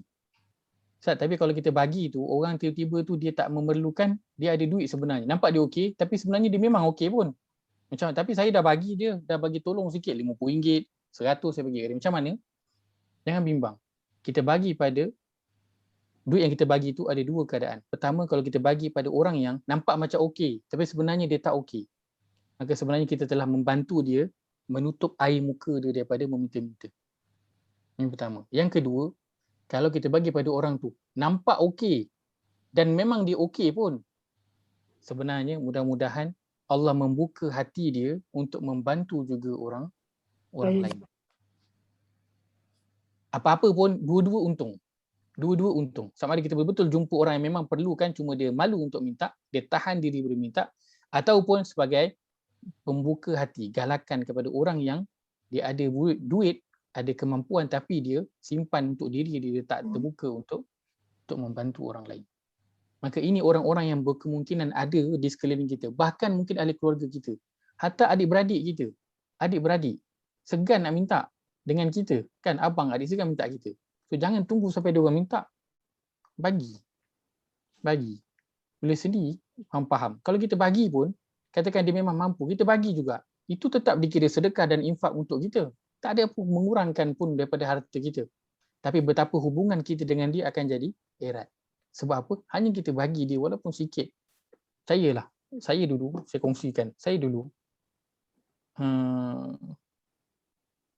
ada orang bagi duit RM50. RM50. Saya rasa waktu tu saya dapat RM500. Sebab apa? Sebab saya dulu pernah waktu satu keadaan, waktu saya kerja di Kuala Kangsar lah, saya bantu. Saya dulu waktu kat sana, gaji saya 1,200 sahaja. 1,200 sahaja. Nak bayar sewa rumah, nak bayar kereta, nak makan, api air. 1,200. Rasa cukup ke tak cukup? Tak cukup. Tak cukup punya. Tapi saya terima juga sebab saya nak bantu tempat tu. Tempat tu tempat mengajar Quran. Saya nak tolong. 1,200. Saya kerja kat situ 6 bulan. Tempat tu tak mampu nak bayar gaji saya 1,200. Saya selepas tu 3 bulan berturut-turut tak ada gaji. 3 bulan tak ada Masya gaji. Allah. Macam mana saya buat? Saya pergi kedai proses ayam, mana ayam yang patah-patah yang reject, saya ambil. Kedai makan, restoran, ada makanan lebih, saya bungkus. Malam, ada hari yang maghrib, saya pergi cari mana masjid yang buat ada kuliah, ada makan. Saya bawa family saya semua pergi. Pergi makan. So bila ada orang bagi RM50 kat saya, waktu tu, saya rasa macam dapat RM500. Besar sangat nilai dia, saya rasa. Sebab waktu tu hidup dah memang tenggelam habis. Kita nak minta, saya anggap waktu tu, memang saya tak minta. Sebab apa? Saya anggap saya nak cuba lalui. Ini mungkin ujian Allah nak bagi, nak cuba. Nak tengok diri tahap mana boleh tahan. Sebab Allah uji ni saya sebab. So saya cuba bertahan. So 3 bulan, tak ada gaji langsung. Yang sebelum tu nak simpan, memang tak ada duit lah nak menyimpan pun. Saya nak datang Kuala Kangsar tu pun, saya jual saya punya motor, saya jual saya punya barang untuk nak pindah ke Kuala Kangsar. Sampai Kuala Kangsar, bila dah nak survive beberapa bulan tu, kan sikit-sikit jual. Saya jual saya punya kursi satu, jual saya punya barang microwave satu, jual air fryer satu untuk survive dalam masa 3 bulan yang tak ada gaji. Tapi kalau tanya saya sekarang, bila pengalaman hidup paling seronok, saya akan kata waktu 3 bulan tak ada gaji tu. Itu paling seronok sekali. Waktu tu saya dengan keluarga saya, dengan isteri, dengan anak-anak, itulah waktu paling happy. Tak bergaduh, seronok. Saya tak tahu, tenang dia tu lain macam. Tak boleh gambarkan waktu sebelum ni yang ada duit. Tak boleh. Hatta sekarang pun ada duit, tak boleh nak gambarkan senangnya hati tu waktu tak ada duit. Waktu tu, oh. Itu waktu paling seronok sekali. Masya Ceritanya Allah. apa? RM50 yang mungkin kita berikan pada orang lain. Yang RM50 tu, kita beli Starbucks 2 habis RM50. Tak ada kisah pun. Beli air tilai tu 3, 4 habis RM50 tu. Tak ada bagi kesan kat kita. Tapi RM50 tu kalau kita bagi pada orang yang betul, yang memerlukan, dia rasa macam dapat RM500. Dia rasa macam tak tahulah, macam nikmat jatuh, macam bulan jatuh ke riba besar. RM50. So apa yang kita ada, kita beri pada orang, kita jangan kira orang tu siapa. Nampak macam okey. Jangan kira, bagi sahaja. Mana tahu dia itu sebenarnya daripada kalangan orang yang ta'affuf. Bantu. Terutama kaum kerabat kita. Anak-anak kita. Kadang anak dah duduk kat luar, kerja sendiri, tak tahu keadaan dia, bagi. Adik-beradik kita, walaupun dah berkeluarga, bagi. Kita tak tahu keadaan mereka sebenarnya. Dia nak minta pun segan. Yang kita kena lakukan, buat macam mana yang Nabi lakukan. Dan kita buat bukan untuk kita sebenarnya, bukan untuk dia. Kita buat tu untuk kita, supaya nanti kita tak dipersalahkan bila Allah tanya. Dia ni hidup tertekan, engkau punya adik ni, dia tak ada duit nak makan. Engkau duit banyak kat rumah, tapi engkau tak tolong dia. Sedangkan dalam duit engkau ada hak dia. Kita buat sebenarnya untuk melepaskan diri kita nanti di hadapan Allah Azza wa Jalla. Dan pada ketika ini juga kita lihat kalau di media sosial, betapa ramainya orang-orang yang bermewah-mewah dengan apa yang dia ada dan dia tonjolkan di media sosial, kan? Bermewah dengan, ramai je orang yang waktu PKP ni teruk ni, orang teruk beli kereta ramai. Orang muda bukan beli kereta biasa, orang muda yang berniaga tu beli sport car, tayang di media sosial. Sedangkan mungkin kawan-kawan yang melihat tu nak makan pun mungkin tak ada duit, kan? Maka itu yang Allah akan lakukan bila Allah nak hancurkan sesuatu tempat.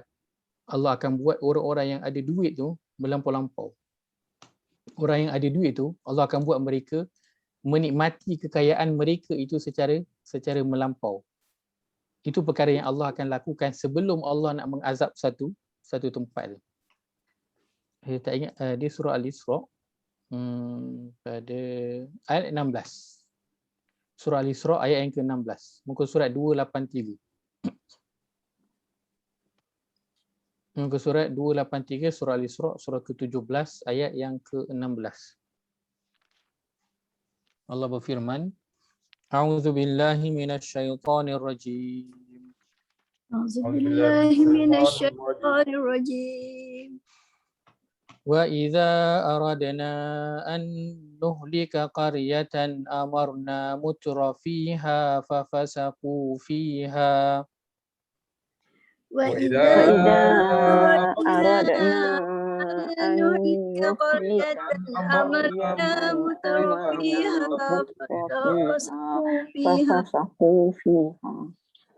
ففسقوا فيها فحق عليها القول فدمرناها تدميرا. ففسقوا فيها فحق عليها القول فدمرناها تدميرا. Terjemahan. Apabila sampai saat kami hendak membinasakan penduduk sesebuah negeri, kami perintahkan terlebih dahulu orang yang melampaui batas dengan kemewahan antara mereka supaya taat.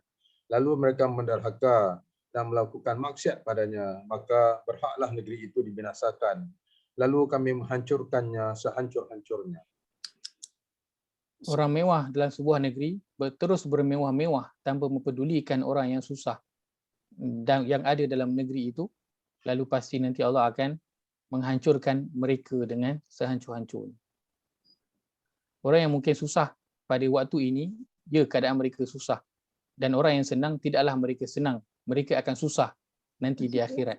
Dan susah di akhirat adalah lebih susah lagi daripada susah ketika di dunia. Maka ketika ini orang lain tengah susah, dia bermewah-mewah, tak mempedulikan orang bawah dia. Orang bawah kena duduk rumah, dia pergi duduk jalan. Orang bawah ikat perut, dia elok je berbelanja bermewah-mewah. Maka akan berlakunya akan berlakunya nanti kehancuran terhadap negeri tersebut. Maka ini perkara berkaitan dengan li ikhwanihim, berkaitan dengan kita ini bersaudara. Kita nak melihat kembali, bila kita katakan kita ini bersaudara, betul ke kita ini memainkan peranan kita sebagai seorang saudara kepada saudara yang lain? Nabi SAW sebutkan, innama turzakun wa tunsarun bidu'afaikum.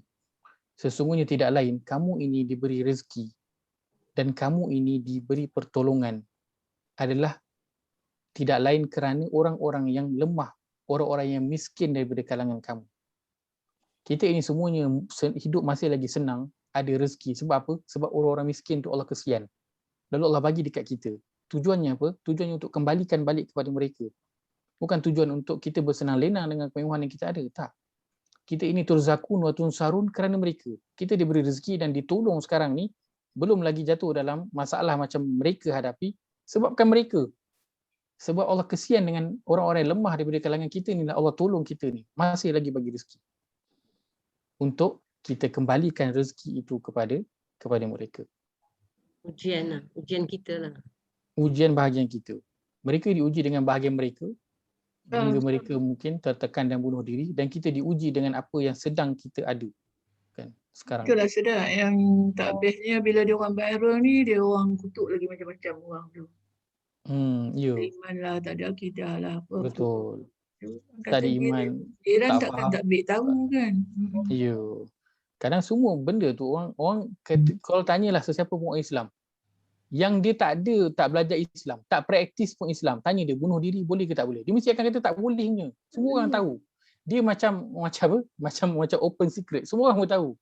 Bunuh diri tak boleh. Macam mana orang tahu arak tu tak boleh minum? Semua orang tahu.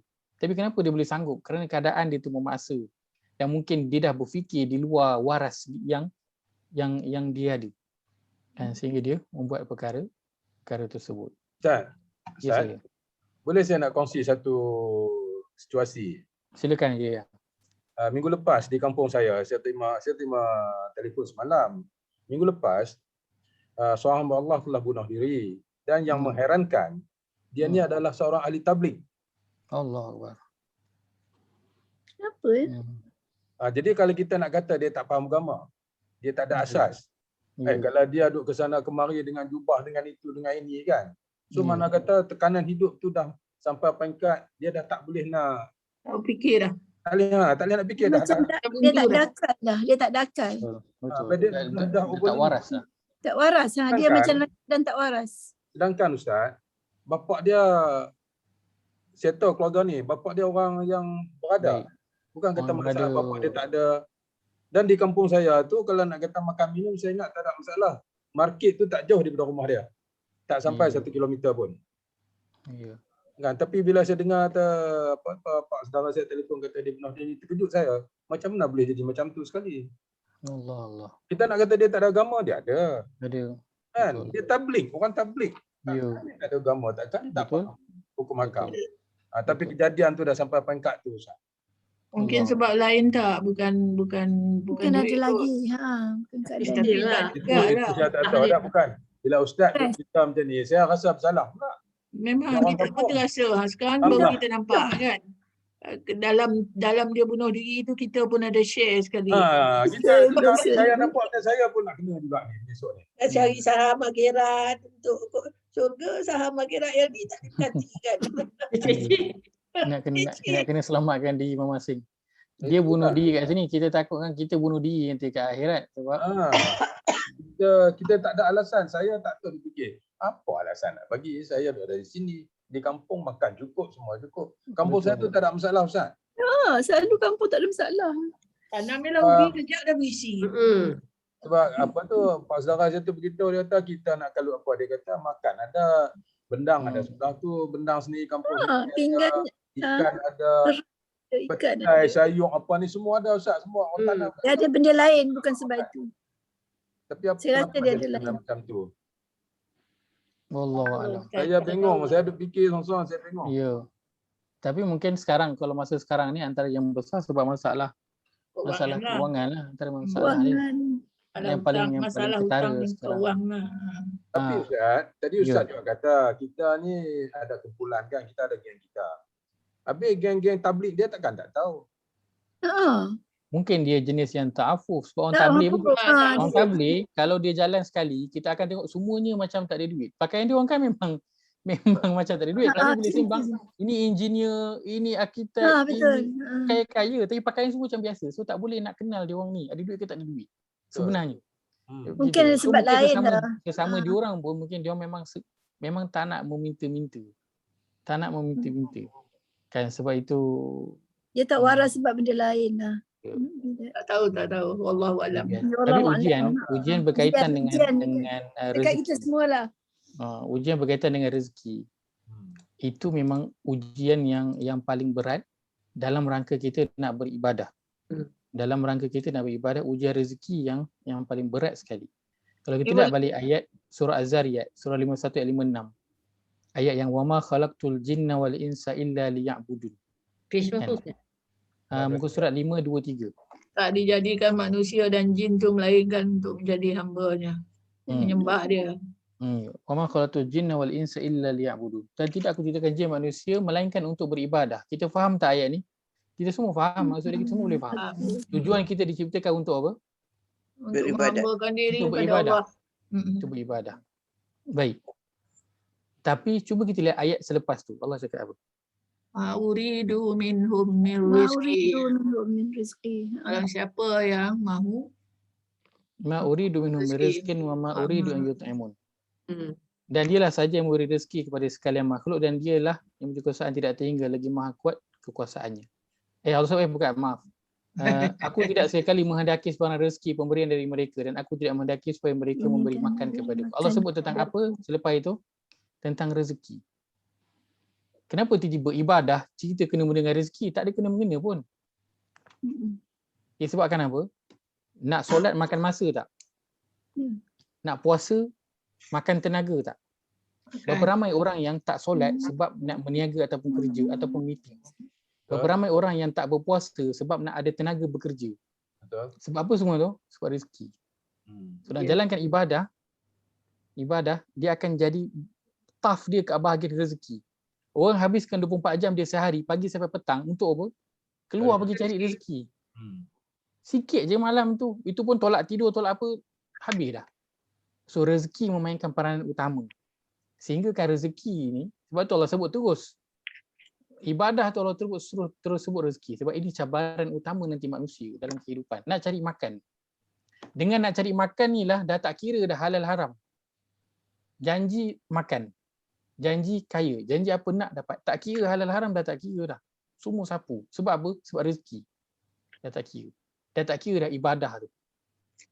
Tolak tepi. Sebab nakkan rezeki. Bahkan dengan rezeki ni boleh bawa kepada syirik.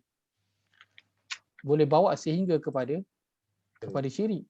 Sebab itu kalau lihat ada beberapa ayat berkaitan dengan bila Allah cerita tentang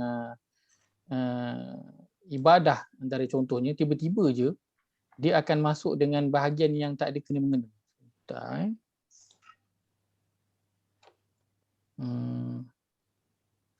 Baik. Contoh surah Asy-Syura, muka surat 485. 485. Ayat yang ke-19. Ayat yang ke-19. 19. Syuruk. Okay. Allahu latifum bi'ibadihi yarzuqu man yasha. Allah cerita, Allah berlemah lembut dengan hamba dia. Kenapa Allah panggil hamba? Sebab Allah nak ingatkan, kita ini adalah hamba. Dan tujuan kita adalah untuk abdikan diri. Ibadah. Tapi lepas tu Allah sebut tentang apa? Rezeki. Rezeki. Bawah tu Allah sebut apa? Man kana yuridu harsad dunya. Maksudnya apa? Ayat ke-19. Siapa yang nak man yuridu harsal akhirah. Siapa yang nak faedah akhirat, maka kami akan bagi dia. Tapi siapa yang nak kebaikan dunia semata-mata, maka dia tak dapat apa kecuali dunia. Ayat seterusnya, ayat ke-21. Allah sebut tentang apa? Am lahum syuraka. Patukah mereka mempunyai sekutu-sekutu syirik? Semuanya berkaitan dengan apa? Berkaitan dengan mencari harsa. Harsa ni apa? Harsa ni dalam terjemahan ditulis kebaikan. Tetapi harsa ini dalam bahasa Arab maksudnya keuntungan. Profit. Allah cerita tentang ibadah, Allah cerita tentang keuntungan dunia dan akhirat, kemudian Allah cerita tentang syirik. Nak ceritanya apa? Mencabarnya nak jalankan ibadah itu adalah pada rezeki hingga boleh sampai kepada syirik. Ini cabaran hari ini. Jelas ditekan dengan masalah ekonomi, masalah duit pada setiap diri. Hingga kadang membuat suatu tindakan yang di luar daripada kewarasan. Tapi poin yang besar yang kita nak ambil ialah kita nak melihat di mana kita pada masalah ini. Sebab nanti yang kita nak selamatkan adalah diri kita. Kita nak selamatkan diri kita nanti di akhirat, caranya ialah apa? Kita selamatkan orang lain ketika di dunia. Kalau kat dunia kita selamatkan diri kita, ke akhirat confirm tak selamat. Nak selamatkan diri di akhirat, kat dunia kena selamatkan diri orang lain. Baru ke akhirat kita boleh selamat. Sebab orang lain itu ada kaitannya dengan diri kita. Orang yang tertekan hari ini tak ada duit hingga bunuh diri, dia ada kaitan dengan diri kita. Kerana hak mereka ada pada kita dan kita nanti akan ditanya. Kenapa? Kerana mereka ini adalah li ikhwanihim. Mereka adalah saudara kita. Dan kita mengaku mereka ni saudara se-Islam saya. Tapi saya membiarkan dia nak bunuh diri, tak apalah, bunuh dirilah. Kan, tak apa. Aku tak bunuh diri, kau nak bunuh diri lantak engkau. Aku tak nak bunuh diri. Sebab apa? Aku semua okey. Aku duit ada, bajet cukup. PKP sampai hujung tahun ke, sampai tahun depan bajet ada. Duit pencen masuk macam biasa. Kan, kau nak bunuh diri, kau jalan dulu. Tak. Orang yang mengaku saudara, dia melihat orang lain tertekan, dia merasa turut tertekan. Dan itu yang Nabi sebut, al-mu'minu lil-mu'minin kal-bunyan. Orang beriman dengan beriman lain seperti apa? Bangunan. Setengah hanya menguatkan setengah yang lain. Kalau setengah tu dia kuatkan diri sendiri, yang lain lemah, dia tak kisah, maka yang lain itu collapse, dia sendiri pun sama akan roboh juga. Bukannya dia satu tiang kukuh roboh, dia boleh kukuh seorang-seorang. Tak. Dia pasti nanti akan roboh juga bersama-sama dalam bangunan tersebut. Baik, saya rasa itu saja saya kongsikan pada hari ini. Ustaz, boleh saya share? Baik, semalam silakan. saya tengok satu yang diviralkan, bagaimana values nilai orang yang bukan Islam ni. Betul tidak lakonan saya tak pasti, tapi yang berlaku di Filipina, di mana mereka buat macam pasar, letak meja-meja dan masing-masing letakkan makanan di situ. Sayur, apa saja. Jadi orang datang ambil lah, ambil apa dia tak. Jadi macam dah jadi macam pasar tani. tapi free. Ya. Jadi bila saya tengok tu benar agaknya gini, maknanya dia dia sendiri menghayati agama, sepatutnya agama Islam lah kan. Tapi nilai hidup dia tu. Padahal kita tak sampai ke tahap itu. Mungkin ada kita buat kat surau, kita buat dekat kan. Kita buat begitu, tapi berapa orang nak pergi kat surau ambil kan. Mungkin di kampung tak ada kesempatan begitu kan. Jadi bila saya tengok tu, hebat betul lah orang Filipina ni. Moral, value tu mereka ada. Moral mereka tu baik. Nilai Islam tu ada pada mereka. Cuma itulah nikmat terbesar Islam itu mungkin Allah belum beri lagi pada mereka. Maka kita ni Allah telah beri Islam, kena buat lebih baik lah, kena perform lebih baik daripada orang yang bukan Islam. Sepatutnya lah kan. Sebab Allah dah bagi kita ekstra kelebihan daripada orang lain. Yang kita buat sikit pun value-nya besar di sisi Allah SWT berbanding orang yang bukan Islam. Jadi mudah-mudahan hari ini kita ada tindakan yang boleh kita susuli berkaitan dengan kita ini bersaudara. Kita ini bersaudara. Kita susulkan apa yang kita ambil daripada satu perkataan daripada surah Al-Hasyr ini, iaitu alam tara ilal ladzina nafaqu yaquluna li ikhwanihim alladzina kafaru min al-kitab.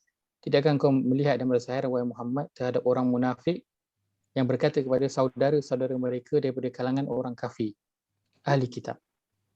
Munafik, mereka bersaudara dengan orang kafir ahli kitab. Dan kita sudah semestinya tak ada siapa yang nak dipersaudarakan dengan orang bukan Islam. Kita nak bersaudara dengan orang-orang beriman. Maka kita nak tunjukkan rasa penghargaan kita dengan persaudaraan yang Allah telah berikan ini. Dengan kita melakukan satu tindakan semampu kita. Kerana nak memberi bantuan sekarang ini, tak perlu kita pergi kedai, beli barang, cari rumah. Hanya semudah dengan beberapa klik sahaja dah selesai. Dan sekarang ini, bantuan makanan sangat penting. Kita tolong bayarkan bil elektrik pun dah sangat-sangat membantu sebenarnya. Bayarkan rumah sewa, apa sahajalah bantuan setakat ini. Kita jangan pandang sedikit duit yang kita bagi, tapi sebenarnya dia mungkin sikit untuk kita, tapi nilai itu besar untuk orang lain. Kita nak fokus kepada kita nak menjalankan kita ini bersaudara. Kita ini bersaudara. Kenapa? Kerana nanti kita tak nak kan orang yang bunuh diri itu dipersalahkan, lalu kita lupa pada diri kita yang lebih besar kesalahan yang terletak atas diri kita kerana menjadi penyebab mereka itu membunuh diri. Kita tidak menyempurnakan cycle tu kita tak sempurnakan. Cycle tu maksud sempurna. Duit daripada satu tangan berpindah kepada satu tangan sampai ke tangan orang kaya, simpan dalam bank, tak bergerak. Circle tu tak komplit. Dia dikomplitkan dengan infak, dengan sedekah, dengan membantu orang lain. Dia akan berpusing. Ekonomi bergerak macam itulah dalam mana-mana negara pun.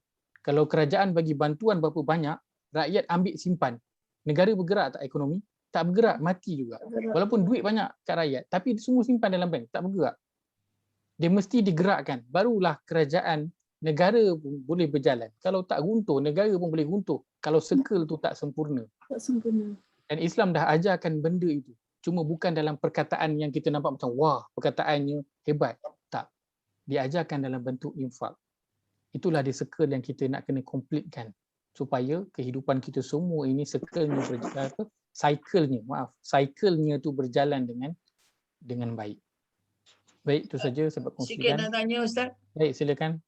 Nak tanya tahap yang orang tu dipertanggungjawabkan lah, macam orang ni membunuh diri. Macam Ayah kata di kampung dia. Tu yang paling banyak kena soal nanti orang kampung dia lah ya. Betul tak? Yeah. Orang macam kita ni kat sini tak tahu cerita, tak nak dipersalahkan juga ke? Ya. Betul Nabi SAW kata, laisa min kamalil iman man bata syab'an wa jaru bi jambihi jai'an wa huwa ya'lam.